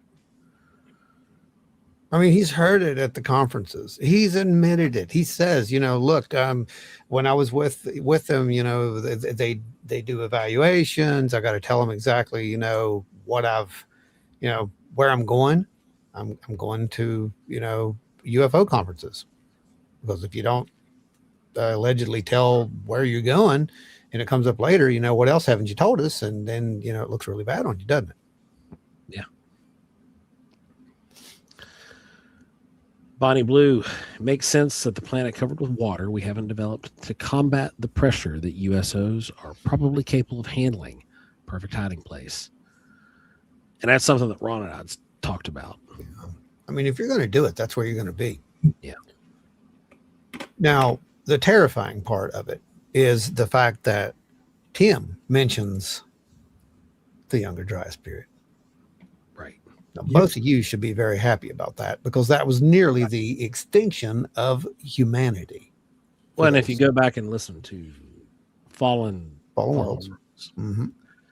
You'll hear our ramblings of the Younger Dryas and what happened 12,500 years ago, and our theories around that. Right. People thought Tim crazy, and now there's so much coming to light. Now he's starting. At least he never looked crazy to me. I always thought there's something to this. It's good valid research, but I think now the majority who thought he was a little bit crazy is starting to think, he's onto something. He is onto something. All these guys are onto something. So let's think about humans the way that humans be human. Yeah. Why? We see what's on the table. We see what we're allowed to see. Think about this. We're allowed to see this. What are we not allowed to see? What are we not talking about? What destroyed Atlantis? What do some of the channelers say destroyed Atlantis, Joseph? Science, their greed and their science that they were using, that, they turned on a thing and it blew up and exploded and sunk everything. And that's one of the theories. You'll also hear them talk about a massive earthquake. You'll hear them talk about a tidal wave or a typhoon. You'll also hear them talk about volcanoes. Yeah. All of which can be caused by some kind of massive weapon, couldn't they? Yeah. And something the size, I don't know, might have created the Hiawatha crater. I'm just saying, you have to think about it in the context of this. In the 1940s, we conducted nuclear tests for the first time. We started atomic testing at the very first time. As soon as we did that, things started really ramping up. These things were there before, but they really started ramping up. They started following our planes. They started doing, flying over bases. They started flying over all their stuff. They wanted to see what we were doing. Why are they interested in us? That threw a lot of red flags up. Come on, we had to sign a treaty with Russia saying, look, if you guys see a UFO, that's not us. Don't shoot. Don't start World War III because of this. At the exact same time that all this is happening, there's this secret thing going on in the background, man. And it just seems like, and like Barbara said, there's a secret Cold War. Well, what's the Cold War? We're trying to reverse alien technology? No, that's not it. That's not it. We're not trying to reverse alien technology, in my opinion. I think we're trying to find something. And that something could be what destroyed Atlantis, Lemuria, Mu, call it what you want. All the legends are different because everybody got scattered across the winds after that happened. And we had to start all over again. We had to survive. We didn't remember our history. We tried to.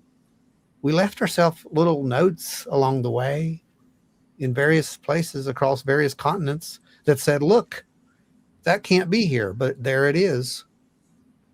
And today all we do is fight over that. Yeah. So we don't remember. What was it? Graham Hancock says there, Dave, we're a species with amnesia. Yeah, species with amnesia. And that amnesia might have actually saved us up to this point. So it may be that we weren't even supposed to find this, if that's the case. The flying shields, the power to literally challenge the gods. Yeah. Thor's lightning bolt. Enzo, my brother, share the good stories of the wild and weird with the people who run Contact at the Desert. We would love to just go. Tell them that we can be trusted. I sent messages to him in the past and it just goes unresolved. Yeah, we don't have title. That's right. We don't have title. Look, there's title. I have title, but they don't make sense right. for UFO world. That's right. Here, there's my title. And over there's Joe's. And you have your own title. And if you've seen something, no one's going to tell you any different. You know what you saw. You know what you experienced. You don't need a title. That's where these people have messed up. That's where they fail, in my opinion. I have my title. You see my title. Yeah, right. Yeah. So let's think about this for real.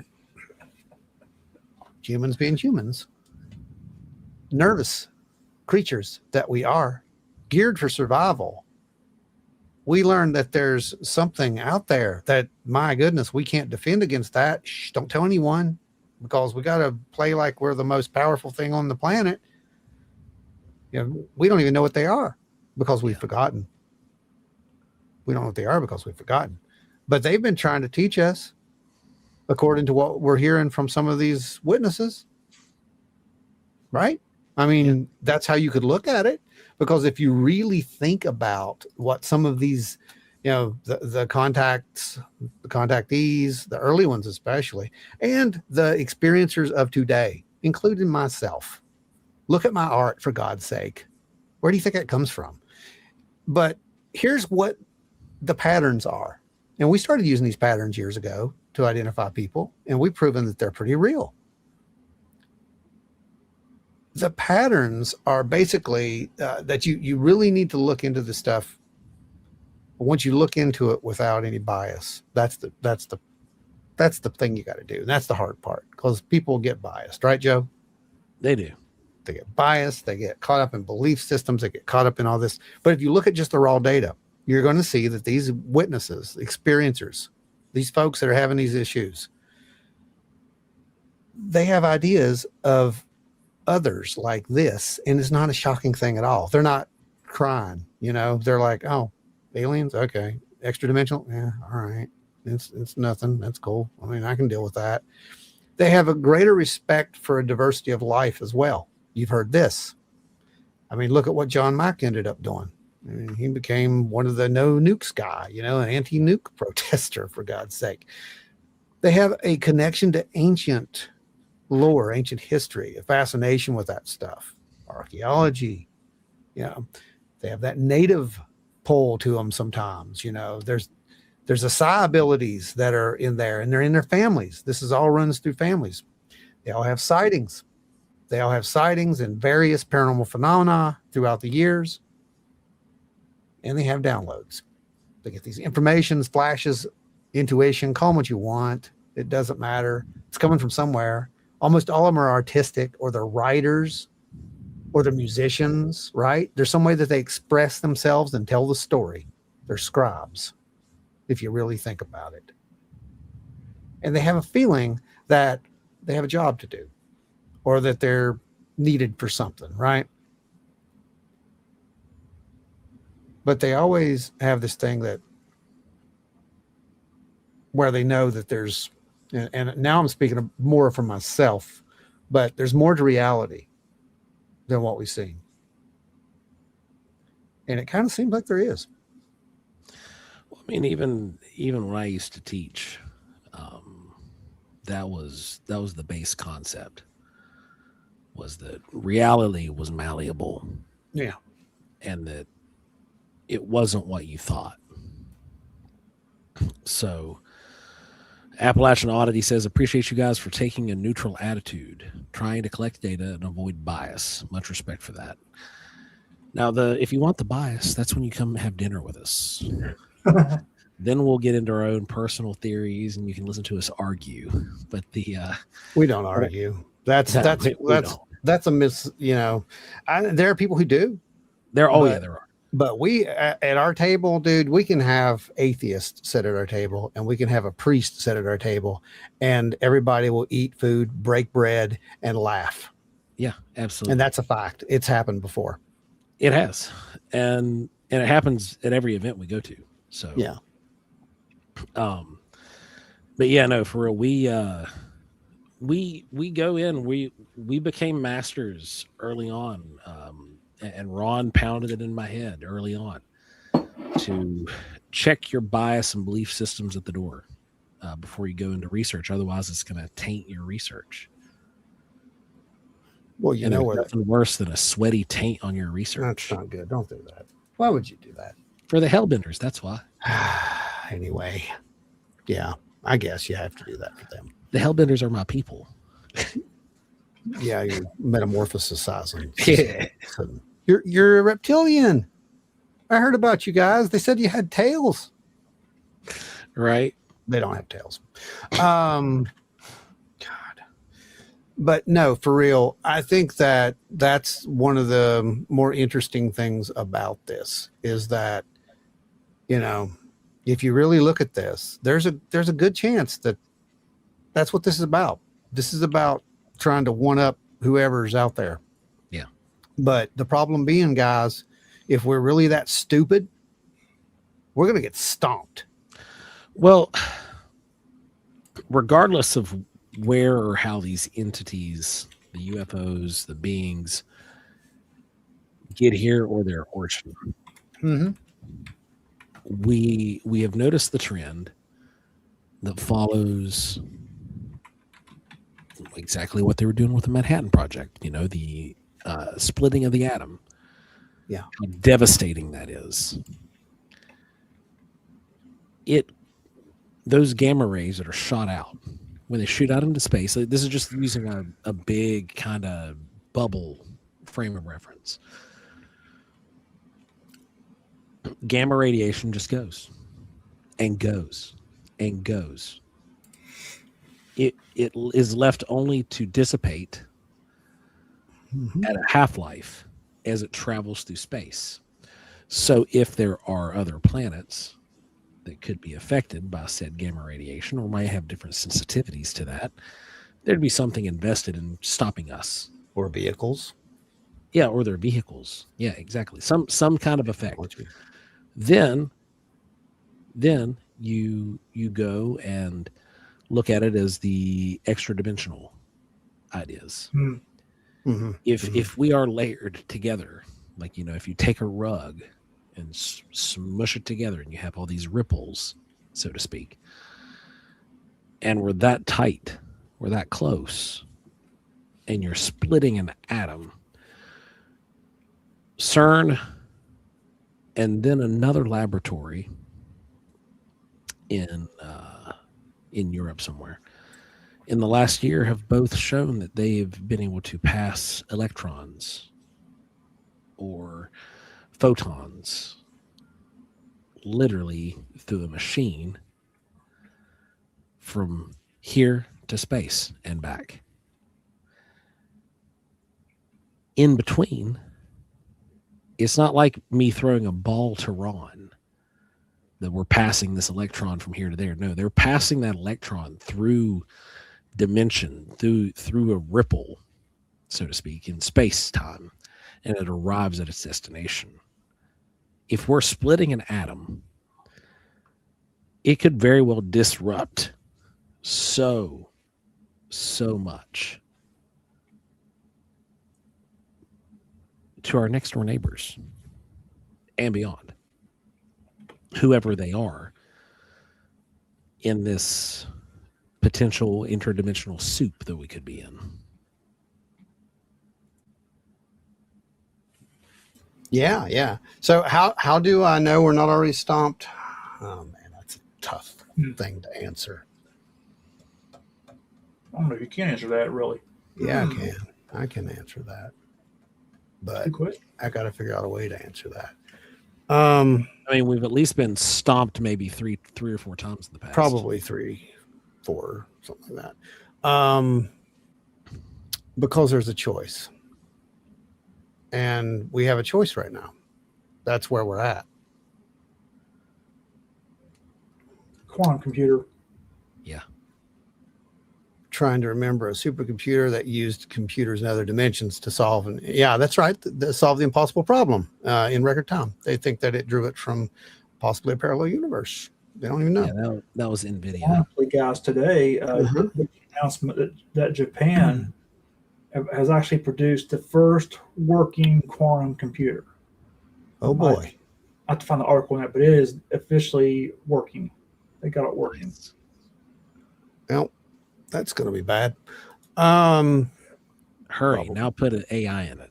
That's what I'm saying. That's going to be bad.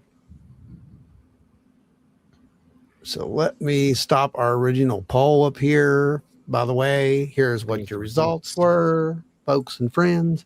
Are these beings walking amongst us now? 80% of you said yes. 2, 13% said no, and 3, I don't want to think about it. 7% of you said you didn't want to think about it, and I admire you for that. Sometimes it's best not to look. And you know, that's one of the things that I think we've always said. You know, when you're an experiencer or when you're kind of interested in that stuff, you've got that choice. You either look or you just go right into it. You either go right into it or you just walk away from it, because there's no going back once you peel open the door, right? Well, yeah, and you know, Godot says 0.5. You know, because they're half us. 0.5. I like that, bud. I like that. So here's the next question. Are you an experiencer? 1 for yes, 2 for no, and 3 for maybe, meaning you don't know. I mean, it might have just been a bad dream. So let me go right ahead. I'm going to get in on this one for you. See, it seems like we're part of a grand experiment. You know, when you talk top secret, what's the big secret? Often I wonder that, are we part of a grand experiment? We're all just part of this experiment while the elites are the ones running the experiment. I don't know, man. I don't know. Sometimes I think it might be like Men in Black, you know, like the movie. Like there's some galaxy defenders or something that equivalent. Or maybe they're so deranged in their head they think that they're defending a galaxy, but they're not. They're corrupt galaxy defenders, you know. That could be the thing too. I don't know. I don't think it's as simple as it's one thing. I can tell you that. I don't know about the Federation thing, but I don't think it's as simple as just one answer. This is not just one thing. It's not just one species. It's not just one whatever this is. But, you know, does an experience mean interaction with aliens and UFOs, or does it mean that we've ever seen a UFO and that we strongly believe it was extraterrestrial. It doesn't matter what you think it was, as long as there's an inner feeling inside of you somewhere that says that's not normal, as in quote reality that you know of. It exists somewhere outside that. And I'll give you other things. For those who don't know, like that list that I was reading off of there earlier, which is the same list that we typically use at shows. Have you seen a UFO? Have you had any strange visions or, psychic experiences to where you have a conversation with something? Flashes, for example. There's, of course, sightings of beings, whether they be what you think an alien looks like or even a Bigfoot. I mean, we don't know. We don't, that's perception. And there's a lot of evidence that says that perception plays a huge role in this, that what you're seeing is not what that looks like. So that's kind of important to keep in mind as well. And, strange recurring dreams, of specific places that, you feel you've been to, or, there's a lot of those little tales, out of body experiences, right, Joe? Yeah. So yeah, there's a lot of things. Scaring UPS drivers. Yeah. Scaring UPS drivers coming out of thin air. Like you, yeah, that's right. Yeah, that's a story. You have to tell that story again someday. We have more people. Yeah, now. we'll have to go over that. I know when I can talk. Yes. We don't want to strain you because it's a long story, but it's a heck of a story. Let's see. I'm trying to see if we got any other questions, and get your comments in there, guys. We want to hear from you on this matter.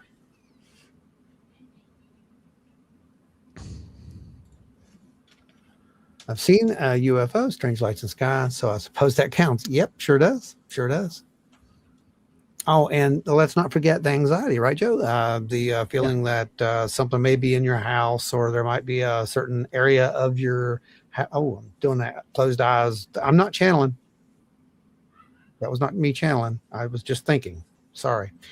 Could also, if you've ever gone through a lot of questioning, been hooked up to a car battery. That's completely different, Joe. That has nothing to do with being an experiencer. I don't know. But it is an experience. It's an experience, but that's not the right one we're looking for here, bud. I think the cold medicine is kicking in.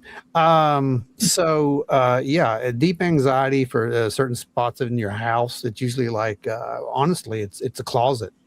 A lot of people experience closet issues where there's like a strange light in the closet.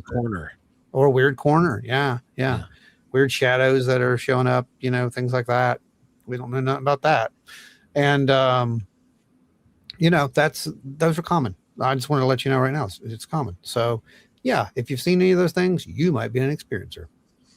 Enzo hooked up to a car battery by accident or by fun? Don't even ask. It started as an accident. Just let it go, man. Just let it go. That's what the Zinner cards are for, man. That's what the Zinner cards are for. I've kind of been a life experiencer myself. I've had experiences all throughout my life. Not a ton, but spread out, Even had a couple recently. Yeah.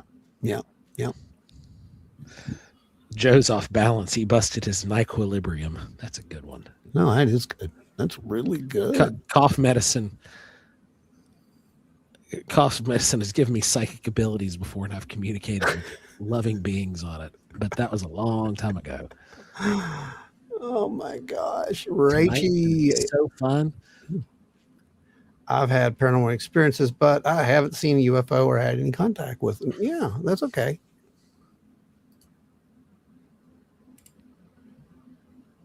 Hey, you should come and hang out with us when we do an investigation down there at the TNT plant. We'll call one in and maybe call one in and give you an experience. I don't know about that. I'm not going to make any claims like that, Dave. You don't got to call them in anymore. There's we want to have one play, maybe. Yeah, I agree with that one.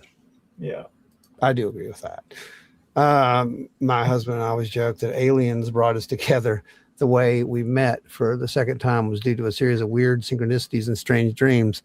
You would not be wrong, in my opinion, on that, Teresa. That has happened multiple times. And yeah. One day there might be a book. I don't know. I'm just saying. It could happen. Oh man! Wow, you guys, look at that. Good seeing you out there, Teresa. By the way, look at that. 65% say yes, guys. Only 6% saying no, and maybe at 29%. Which actually, that's about right. Honestly, that's kind of the numbers that we're used to seeing with this kind of questions, and we know why the people are here, and I think that that's really cool because that's who we're supposed to be. I think talking to at this point, honestly, we are disclosure, right, Joe? Yeah. The whole hashtag I am disclosure. That's what it's about. Because we can listen to all these other people with title. We can hear them tell their stories about how they chased this down, or it was at 85,000 feet. It was caught on radar. Someone said it was a balloon, etc. We can listen to all that stuff. Yeah, let me clear the screen so you can see that. There you go. Where's that poll at? Just going to hide that for just a second. It's somewhere. Hang on a second. You get it? Yeah, you got it. Thank you, Joe. So we hear all those stories, but to me, I am more interested in the farmer. I am more interested in the individual who has had the experience that just sounds so bizarre that it can't be true. Because we've learned over time that some of these things seem to have that effect, that they are beyond reality, that it stretches your mind. It's either a perfect camouflage or it's a way to expand your way of thinking, right, Joe? Oh, absolutely. Yeah. True. Just going to throw this out there. If certain alien beings come from underwater, it's interesting that there are also certain genetic conditions where they are drawn to water. Yeah. Absolutely. And I saw this pop up, and you know what? That's 100% true. I've got to say that is 100% true. I've seen that in operation. And I think Nolan's research even kind of hints to the possibility, right, of that. Yeah. And it's very interesting how, yeah. Like, what's the odds of those people finding each other, and how they do that? I think consciousness. I don't care what you think about Ramirez, but the stuff he's saying, whether he's quoting it from people that he knows, that he's met at his conferences, it doesn't matter to me. But he's right about one thing: consciousness. Consciousness matters. Consciousness and intent. The whole thing bringing people together is kind of like a couple that never knew each other, but they met in a crisis situation where it was probably a matter of death, and they end up becoming, life partners. They're brought together by a fate, potential fate. Yeah.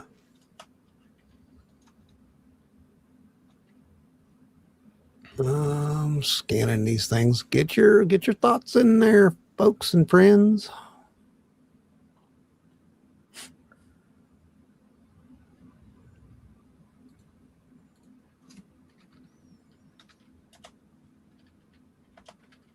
There's your one. I saw an orb travel across my ceiling and disappear into a wall of my bedroom as a child.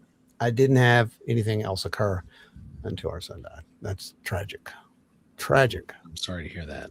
Yeah, that's terrible.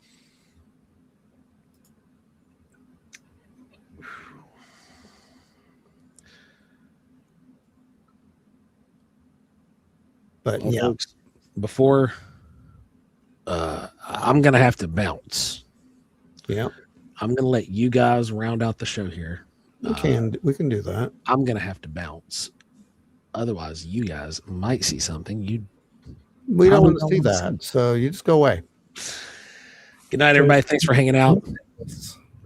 Stay wild and weird, all that good stuff. Hope Next week, better. all that. Yeah, me too. Yeah. Stay upright, Joe. Yeah. You got to go check us out on the Small Town Monsters thing. That was fun. That was fun. So stay wild, weird, everybody. I am disclosure, all that happy crap. Yeah. Yeah, I got to roll. Yeah, get out of here. Poor Man, he's bad, dude. Like, for real, he's really bad. I'm not kidding. Tonight. I don't know. I honestly don't know how he came on the show. I was really surprised that I really thought it was going to be, at the last minute, it's going to be just you and me. And that's some dedication right there. The show must go on. I guess it's that, musician thing that we got going on. I came dressed for a night. I have this. You did. Got this shirt from Cracker Barrel of all places. Cracker Barrel. What? Yeah, of all places. My alien UFO shirt, and it glows in the dark. I haven't seen that yet. I'm gonna have to get me one of those. It's awesome, man. Black light glows in the dark. Can't beat it. Had to have it. I kind of like that, honestly. So the great thing is you wear it to work, and people look at you. What's wrong with you? So yeah. Well, that's because actually, I really don't know if that's because of the shirt or, Well, I'm not sure. I'm doing Hale, Sagan, and Ron. Oh, that was funny. That was hilarious. That's hilarious. Let me pop this back up. There. Yeah, got the dark purple going on there. There we go. I like purple. Yeah. I'm going to put these guys back on stage so we can see them. There we go. Now I can see everybody. Yeah, he does need rest and fluids. There is no question about that. And it's pretty rough. It's hitting him pretty rough. So hopefully he'll be better next week, and we can actually maybe, there's so many opportunities for him to really to be Joe, and he just didn't do it. And just didn't have we have to have Joe take care of himself, because if God forbid something ever happened to him, he would definitely haunt us. Definitely. There's no question about that. There's no question about that. Oh, Eric, I like the Bob Lazar business shirt. yeah, I got it in yesterday. Actually, I got it, and I actually got the new poster, the They're Here poster. I got to get that framed and hung up, but I couldn't turn that down. I just love it because it's a Blender render. That's awesome, Yeah. So gives me something to shoot for. Anyway, so folks, I don't know. We gave you a little bit of things to think about tonight. I have a lot of things to think about tonight, actually, but you just keep in mind, because they're going to drop more of these files, and we're going to wait and see. We're not going to sit here and say, it's going to be nothing, but I will tell you this, just like Tim Burchett said, there's going to be disinformation in this. There already is. There's going to be stuff in there that you already know. There's going to be some stuff in there that you're going to have to question. Don't believe every single thing. And for goodness sakes, when you see it on social media sites that are blowing it out of the water, think before you share that. That is my advice to you anyway. I think that I think we are moving in a direction, but I'm not sure what direction that is right now. I'm not. I can't say. If they're remaining on schedule, there should technically be a release tomorrow. Yeah. But we're not sure. Obviously, none of us know any more than the folks watching. So yeah. I do a lot of Blender work. Yeah, hey, there you go. Yeah, Blender's awesome. Absolutely love Blender. Wonderful to see these 46 videos tomorrow. I don't know, man. I don't know. And my thing is that I don't know what's going to take, because I don't need disclosure. I know there's something there, and I don't think that anything that they tell us, Dave, is going to be so definitive that it's going to be like, oh my God, I didn't know that. And I'm not being, I'm not being egotistical about that. It just means, I've been looking at this stuff for 45 years. I think it's just that it's so insulting to our collective intelligence as human beings that they think we can't handle something. Yes, there will be human beings who cannot handle whatever this is. They won't. And we have our minds blown, but still yet, the fact that they think they know better than us, and it's just, I just don't think that's what it is. I think it's a deeper thing than that. I do think it's a deeper thing than that. And I think that they've tried everything to scare you away from asking the questions. Yeah. Man, we've seen everything from demons to, they're, harvesting souls to, that's all nonsense. That's not what this is about. That demon subject, if you've noticed the past couple of weeks, you're not hearing it as much. That's because a lot of pastors actually stepped up to the plate and did what I really hoped they would, including Joe. And that was actually provide real data. And real data says, no, this is too premature. You don't have enough data to say that. And, that's just it. But I don't really care. I think that the point is, again, don't care if Ramirez is, being himself or if he's just quoting stuff he's heard at conventions. Every experiencer that I've heard, everyone I've actually talked to, everyone that I've sat at a table with and had these deep discussions has said the same thing. And they give you the same feeling. Everyone has that same feeling, right? Yeah. They're very free with their emotions.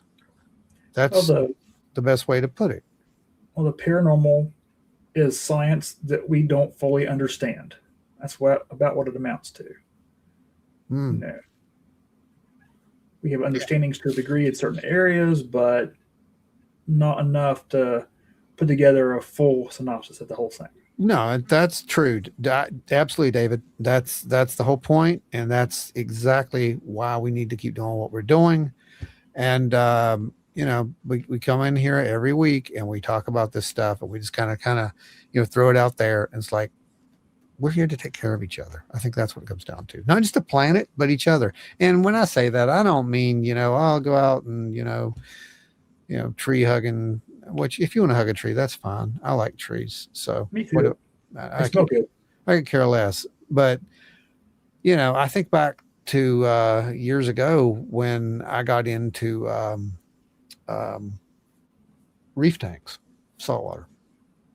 And I was the person around this area that you talked to for that. I was the one who helped so many people with that. And then what did I do? I created a club, and in the club, basically in the club, we were one of the first to actually do coral fragmentation in West Virginia, of all places. And I'll say this, and it was so cool because when we started it, the corals that we were pulling in, they were just, they're coming out of the ocean, Some of them would make it, some of them wouldn't. But we noticed that once we had them in the tanks, once they were acclimated, that the ones that really did really well. And we could frag those. And then the little guys would do the same thing. They would grow really fast, and it was all the same thing. And in the end, we had a club. We were the first saltwater club in West Virginia. And it was huge. It was massive.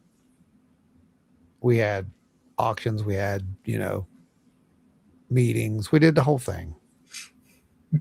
Ego got involved at one point, and the club was no more. But before the club broke up, we estimated that at the beginning, when we started this, I think that only about 20%, it was either 10 or 20% of the coral coming into the trade at that point was aquaculture coral.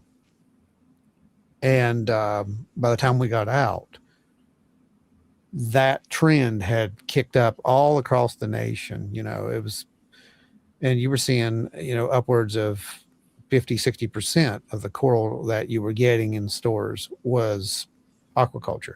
I'm happy to say that where we were at, it was up there. It was way higher than that because we were literally trading these things amongst ourselves. There were healthier, strains.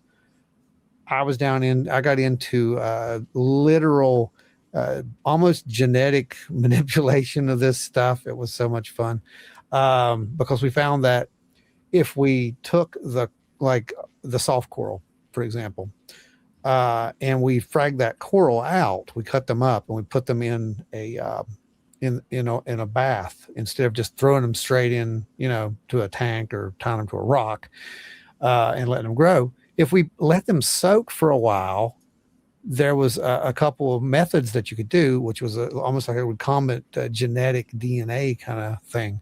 And these things would get even stronger. So what's great about coral, man, is that coral is so adaptive and it wants to live. All you need is a little piece, and you can grow a reef off of that if the water conditions are right, The bad thing about coral is that it's really susceptible to bleaching. And a lot of people think that bleaching is death of a coral. It's not. It can be. It can lead to that. But what it is, it's the rapid evacuation of the zooxanthellae that live in the actual coral. Because guess what coral is, Dave? You know this. It's a symbiotic relationship. Right? Which is pretty much the Think about symbolism. Yeah. Symbol. Yeah. So we can learn a lot from coral. That's what I'm trying to tell you guys.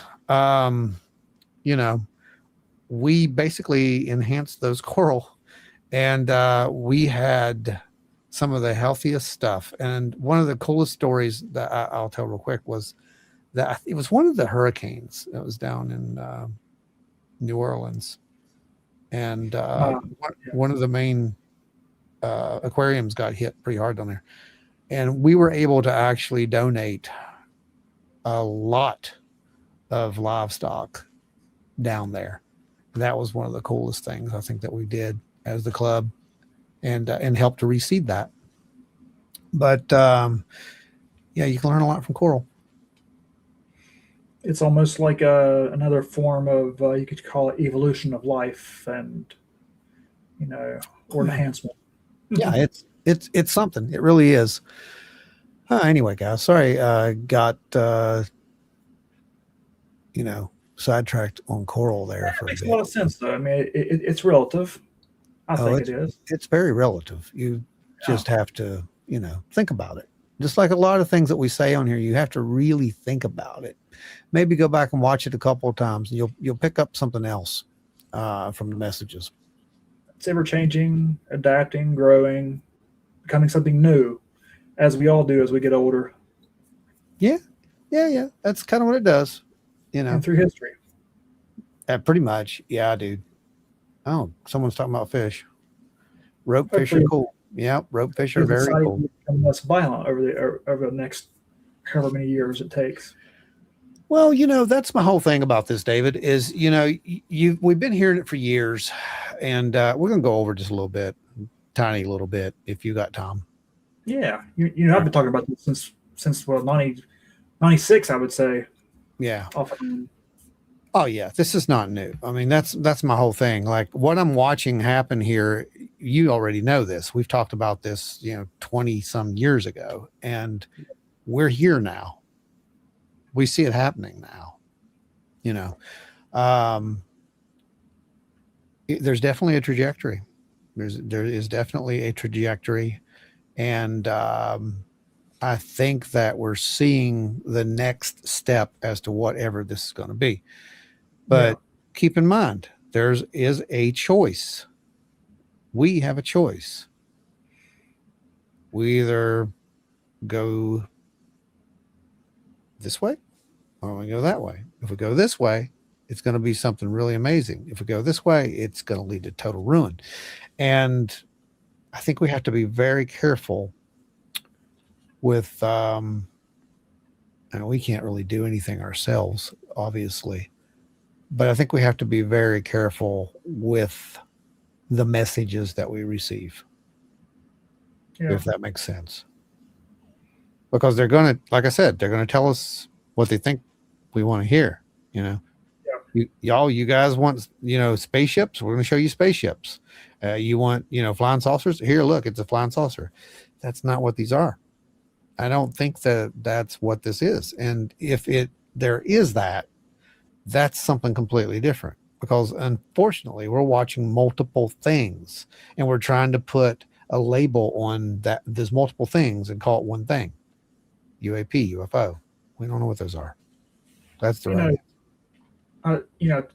I know you'll know exactly what I'm saying, and most people watching will know what I'm saying, but everyone, I believe, will agree that over the past, I've been feeling this way for years myself.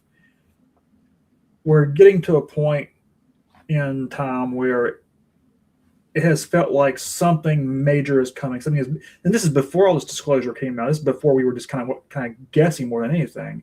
Right. But even 10, 20 years ago, it's like there's always been something that has not felt right about the world. There's been something off about the world. Yeah. I've talked to so many people, I think you included, who has felt that. It's like there's some big change coming, and it's like whether it's psychic or it's a feel, whatever it may be, that feeling is. I think we're approaching that time where this major flip in our understanding is coming of whatever our being is. I'm getting a little philosophical, but I don't disagree with you. Something's going to happen. Yeah. And that's the whole point. And I think that's one of our issues too. It's like, what is good? What is bad? And depends on what side you're on. Yeah. Before you figure that out. Exactly. Like, that's the whole point with this conversation. It's like, you're like, they're trying to do this, they're trying to do that. Well, devil's advocate here. Just assume that they don't really know any more than what we know. They know a little bit more. They know a little bit more. Let's give them that. Let's give them that credit, right? Yeah. But let's just assume that there is what they perceive as a threat. Well, their number one priority is to minimize that threat. That's the number one priority.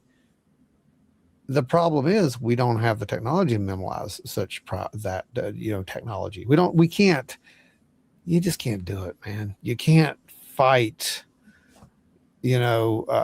microwave weapons with sticks and stones. So, and that's an analogy, but it kind of fits, in this case. I think they're basically terrified.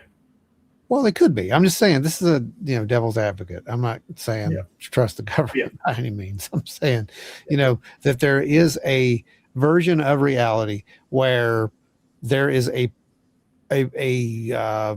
part of the system that may be trying to help, but they're doing it in such a way that they're really hurting. And I think that it may come out that some of the stuff that they've done to try to help is not going to be taken well. And that's kind of where we are, I think. I think there's been some things done.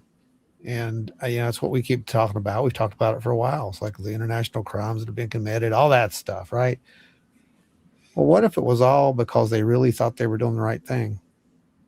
So, good and bad.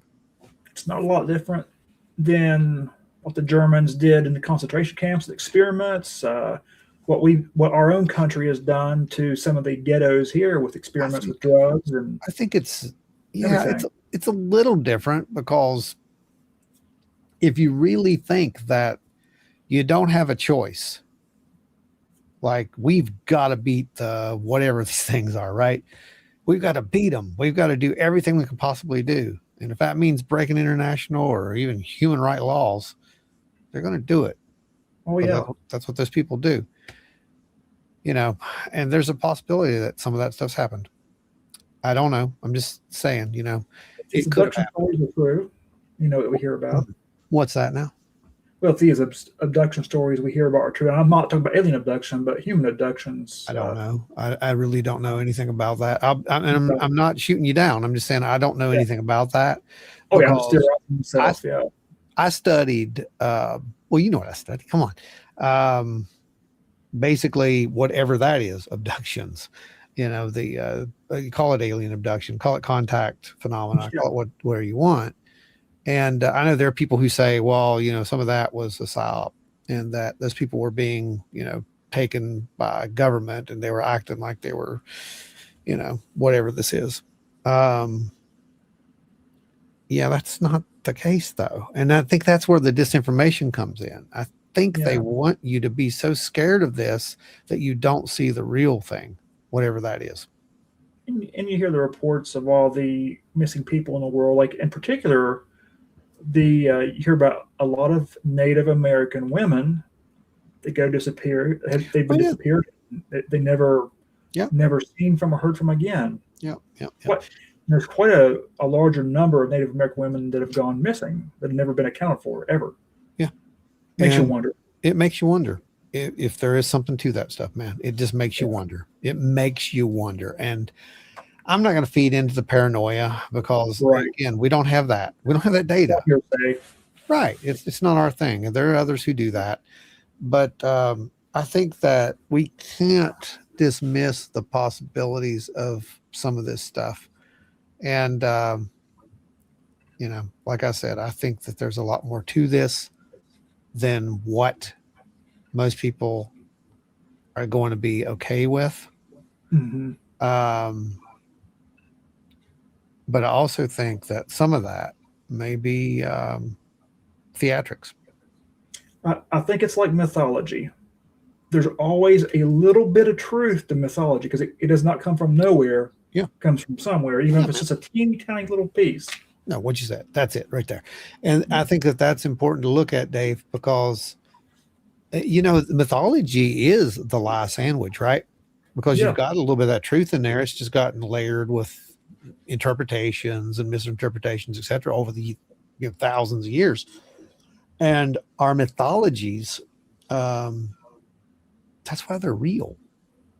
Yeah. And that's why when you hear people talking about things like Atlantis, it's like you have to look at that. You have to really think about that. I mean, that didn't just come out of nowhere, Yeah. And Atlantis is not the only one. You've got other legends of cities and so forth that have been destroyed over the years. But it's the same story. Different versions. What do we got there? Eric, I do not believe for 1 second that all of us being here gathered right now is coincidence. There is purpose behind every action, whether you enabled it or not. And you're not wrong. You are not wrong. When we were doing Paranormal Horizons, when Dave was there. There were so many instances of things. And Dave, you were there when the weird cloud thing showed up. Yeah. Right? The alien thing in the clouds. God, that was just weird. But there were so many moments. Like when we were doing it, we're like, okay, so we got this reading. Well, we got to explain that away.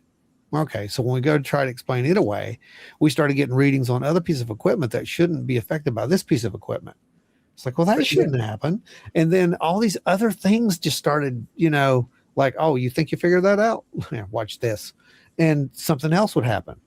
Right down to literally every battery on everything except for one camera dying on us out in the field while all these other strange things are happening. And it's just like, how many do you need? I remember saying that at one point. I'm like, how many do we need before we say this is not coincidence anymore?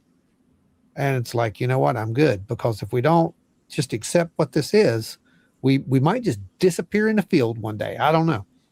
But like Joe likes to say, whatever it was just kind of playing. And that's what we got. We got that kind of a sense of it too. Yeah, absolutely. Just another Hellbender, Wandering with the Weirdos. There you go. The Wandering Weirdos. What a great name for a band. Dave, we missed that one. Yeah, we did, didn't we? We did. Paranormal Horizons is something to go check out, Eric. Yeah, if you haven't seen it, go check that out. That was a 12-part series that we made for Small Town Monsters. And it's, honest to God, it wrote itself. I mean, that's all I can tell you. Just watch the show. Just watch it. Watch all 12 episodes and you'll understand. I can't even explain it. Yeah, I mean, we could literally. I've talked to Joe. It's like we could write a book about how some of that stuff came together when we made that thing. There were so many weird little synchronicities and episodes. Dave again got to be involved in one of those weird things where this massive rainstorm or was thunderstorm, wasn't it? Yeah. Comes out of literally nowhere, drives us out of one place we're going to go and points us in another direction. And then, yeah. And then we end up back at the other place a week later, and it's great weather. And that's when we caught I caught the orange UFO. But, well, there's the one that I saw a few nights ago. Remember? Yep. Yeah. I was out setting up to shoot the last clear night that we had. Yeah, that's right. Before the rain started.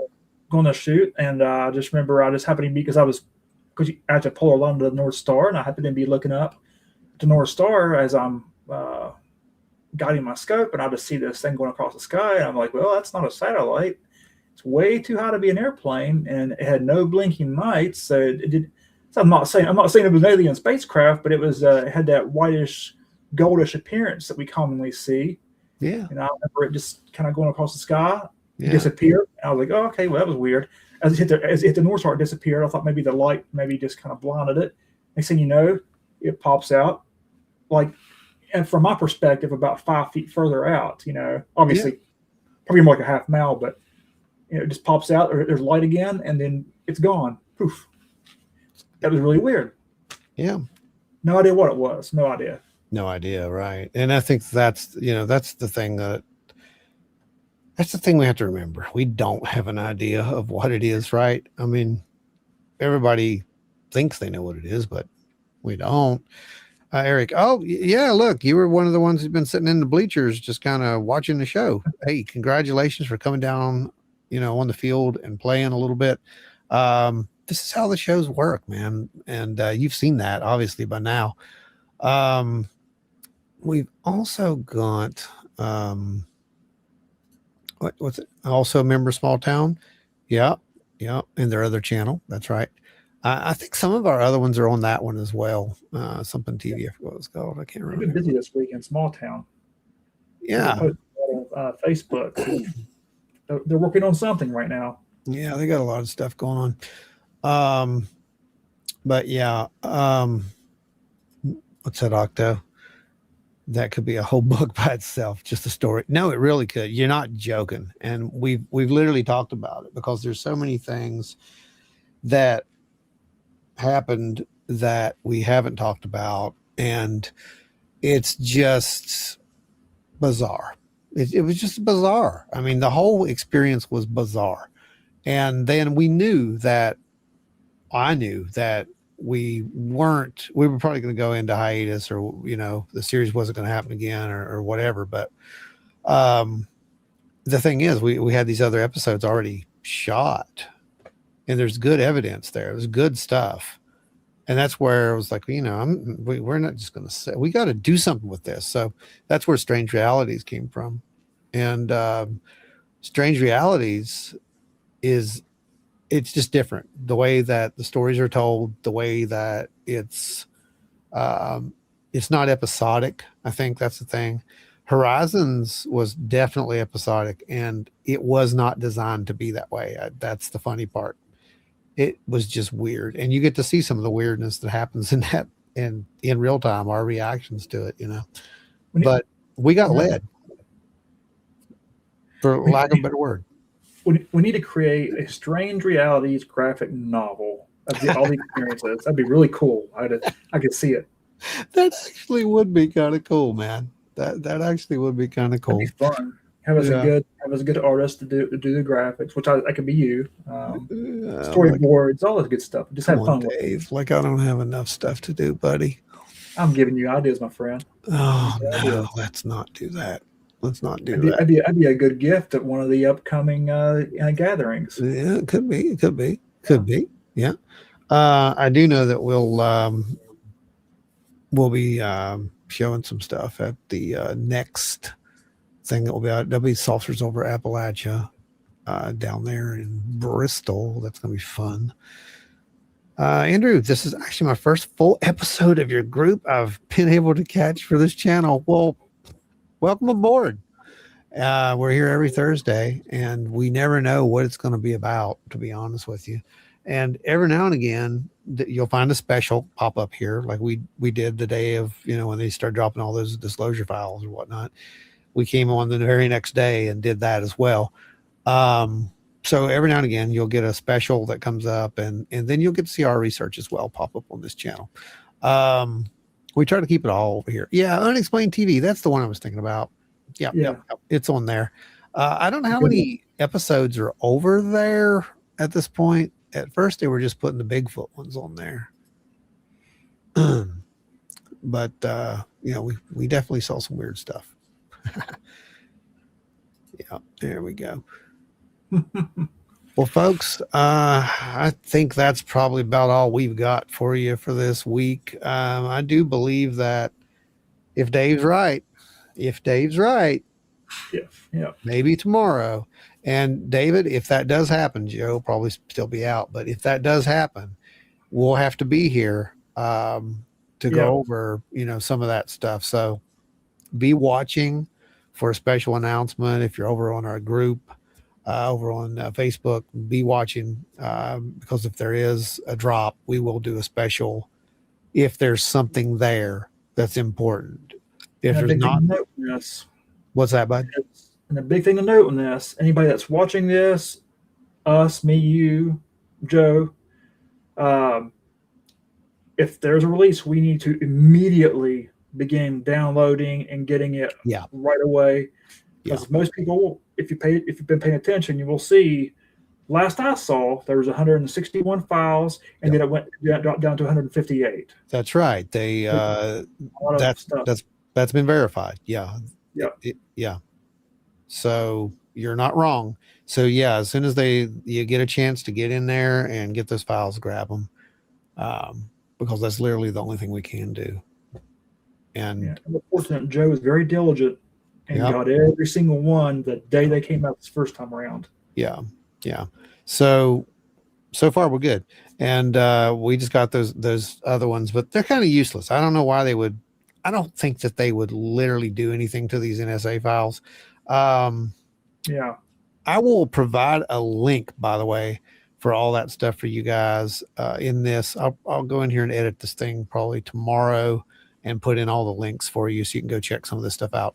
But like I said, be watching, because if it starts to be interesting, we're going to have to probably talk about it. Be my guess. It could be an interesting day. It could be an interesting day. It really could. Knock on wood. Well, yeah, there you go. Knock on wood. Well, there's 46 of you left, so I think I'll play us out. Let me grab a flute here. Hang on. It's still pretty good because we kind of babbling, relatable stuff, but babbling. Check this out, Dave. I had to get one. Yeah, I know. I had to get one of the big ones. For the folks who don't know what the heck's happening right now, I'm going to play flute. That's what's going to happen, because for some reason people like it, and I'm not going to. I don't know why they like it, but they do. Is that a purple flute? That's purple flute. Oh, wow. Didn't know if it was actually the color or if it was just because of the background. It's lilac. Yeah, it's lilac. Nice. So it sounds pretty good, too. It's deep. So I'm going to fire this up. There we go. Okay, here we go. This one's hard to play.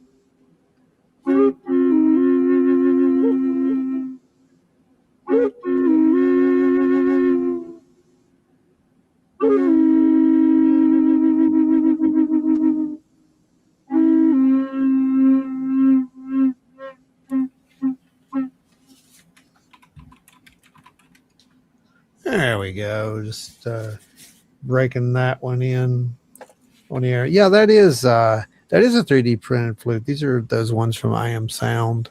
They sound pretty good. Not a sponsor. Don't get anything from it. Pay for them like everybody else. That's my traditional. That's the one I made. Remember that one? Yep. You remember that one, don't you, Dave? Oh yeah. Yeah, we used to record with this thing, and Oh, yeah. we recorded a lot with this thing actually. I don't know. It still plays. Let me see. It got moved around. Yeah. Oh, wrong one. Hang on. Get your reverb. Yep. There you are.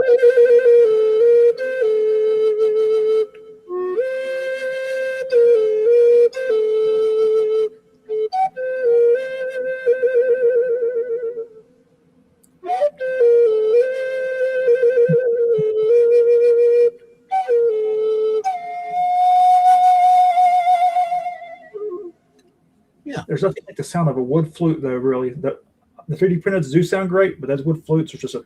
Oh yeah, there's nothing like wood. No. It's the best. But what's nice with the 3D ones is that we can go in there and change the sounds around with the effects processors and whatnot, and just have all kinds of fun with them, which is what we'll be doing in I the really need you at my house to help me finish my album because I'm not promoting here, but I'm just saying I'm almost finished with my third release, and Yeah.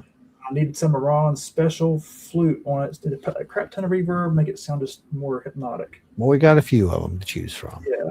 We got a few of them to choose from. So, let's see. I'm going to read off the last of these things, see if there's anything else here. And folks, we're going to call it a night because, frankly, I'm tired. Let's see. Oh, no, I didn't print that, Rick. Those are the ones I bought. Those are from I Am Sound. There's a little place that sells those online, and they're really cool. I mean, we got to tell you, they're really cool. Let's see. I collect, make, and play Native American flutes. Oh, look at that. Yep. That's what that is. This is handmade completely. And Dave will tell you I've been making flutes for about as long as I've been seeing weird things in the sky. Probably connected. I don't know. Well, according to Ramirez, it is, right? Even some ocarinas, I believe, maybe. I did have one somewhere around here. Okay, I think that's it. Are we good? Okay, we're good. All right, guys, thank you so much. Thank you very, very, very, very much. I will be back here. Dave will be back here. Joe will be back here. And we will see you next Thursday, if not sooner. Do we have an Aztec death whistle in the house? If someone was to get me one, that would be cool. I actually don't have one. I did want one, to be honest, because there's something I want to record with that. I think you already know, Dave. Yeah. I've got a couple that kind of sound like that, but they're not quite right. So yeah. Anyway, all right. We're going to turn this in. Okay, it's not band talk. We're not going to do this. We're not going to have a band podcast because if we do, it's going to go on forever. And I'm tired. Right. He was right. Yeah, totally tired. So guys, thank you so much for being here. Like Joe tells you all the time, the show doesn't go on without folks like you who back and support it. I'm going to actually show our ticker down here. These are the good folks that actually have helped to keep the show on the road. We got Adam Good, LW Marshall, Larry Hose, Eyes in the Woods, Chug Stugans, John Smirka, Richard Minnick, Luke McCombs, Gary Schuler, Teresa. Let's see, Ada. We got Ada Cox. We got Nancy White. We got Scott Holbrook. We got Lisa, aka Dances with Orbs, West Virginia Bigfoot Project, Finding the Trackway, Tommy Swagger. Let's see, it's going too slow now. Pat, We got Pat, we got Seth, we got Kenny, we got Small Town Monsters, of course. We've got James Nelson, we've got Octo out there, Dewey. I haven't seen Dewey for a while. We're going to check up on Dewey. Noir, we've got NW Hall. That's it. Uveru 235. Spooky is out there somewhere in the universe. Lady Wolf, Guitars and Change, Craig, Travis, Jeffrey Steele, Russ Bailey, Chris Coots, Bigfoot, Littlefoot, Terry Summerfield, Sarah Ramsey, Julie Bug, Donna Ho, Angie Flannery, Jen Clower, Jamie Snell, Ike Fauber, Ashley Hilt of On Wednesday We Talk Weird. Go over and give her a listen.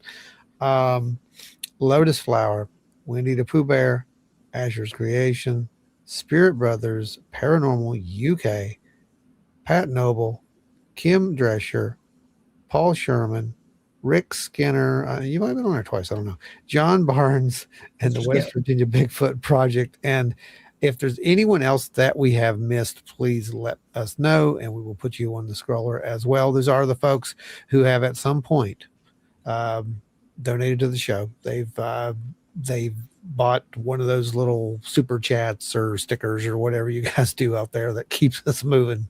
God bless you for whatever it is. I don't even know what it is, but thank you so much for doing it. And we'll see you guys next week. Yep. If not sooner, like I said, because got to stay on top of things. Yeah. Stay wild and weird, everybody.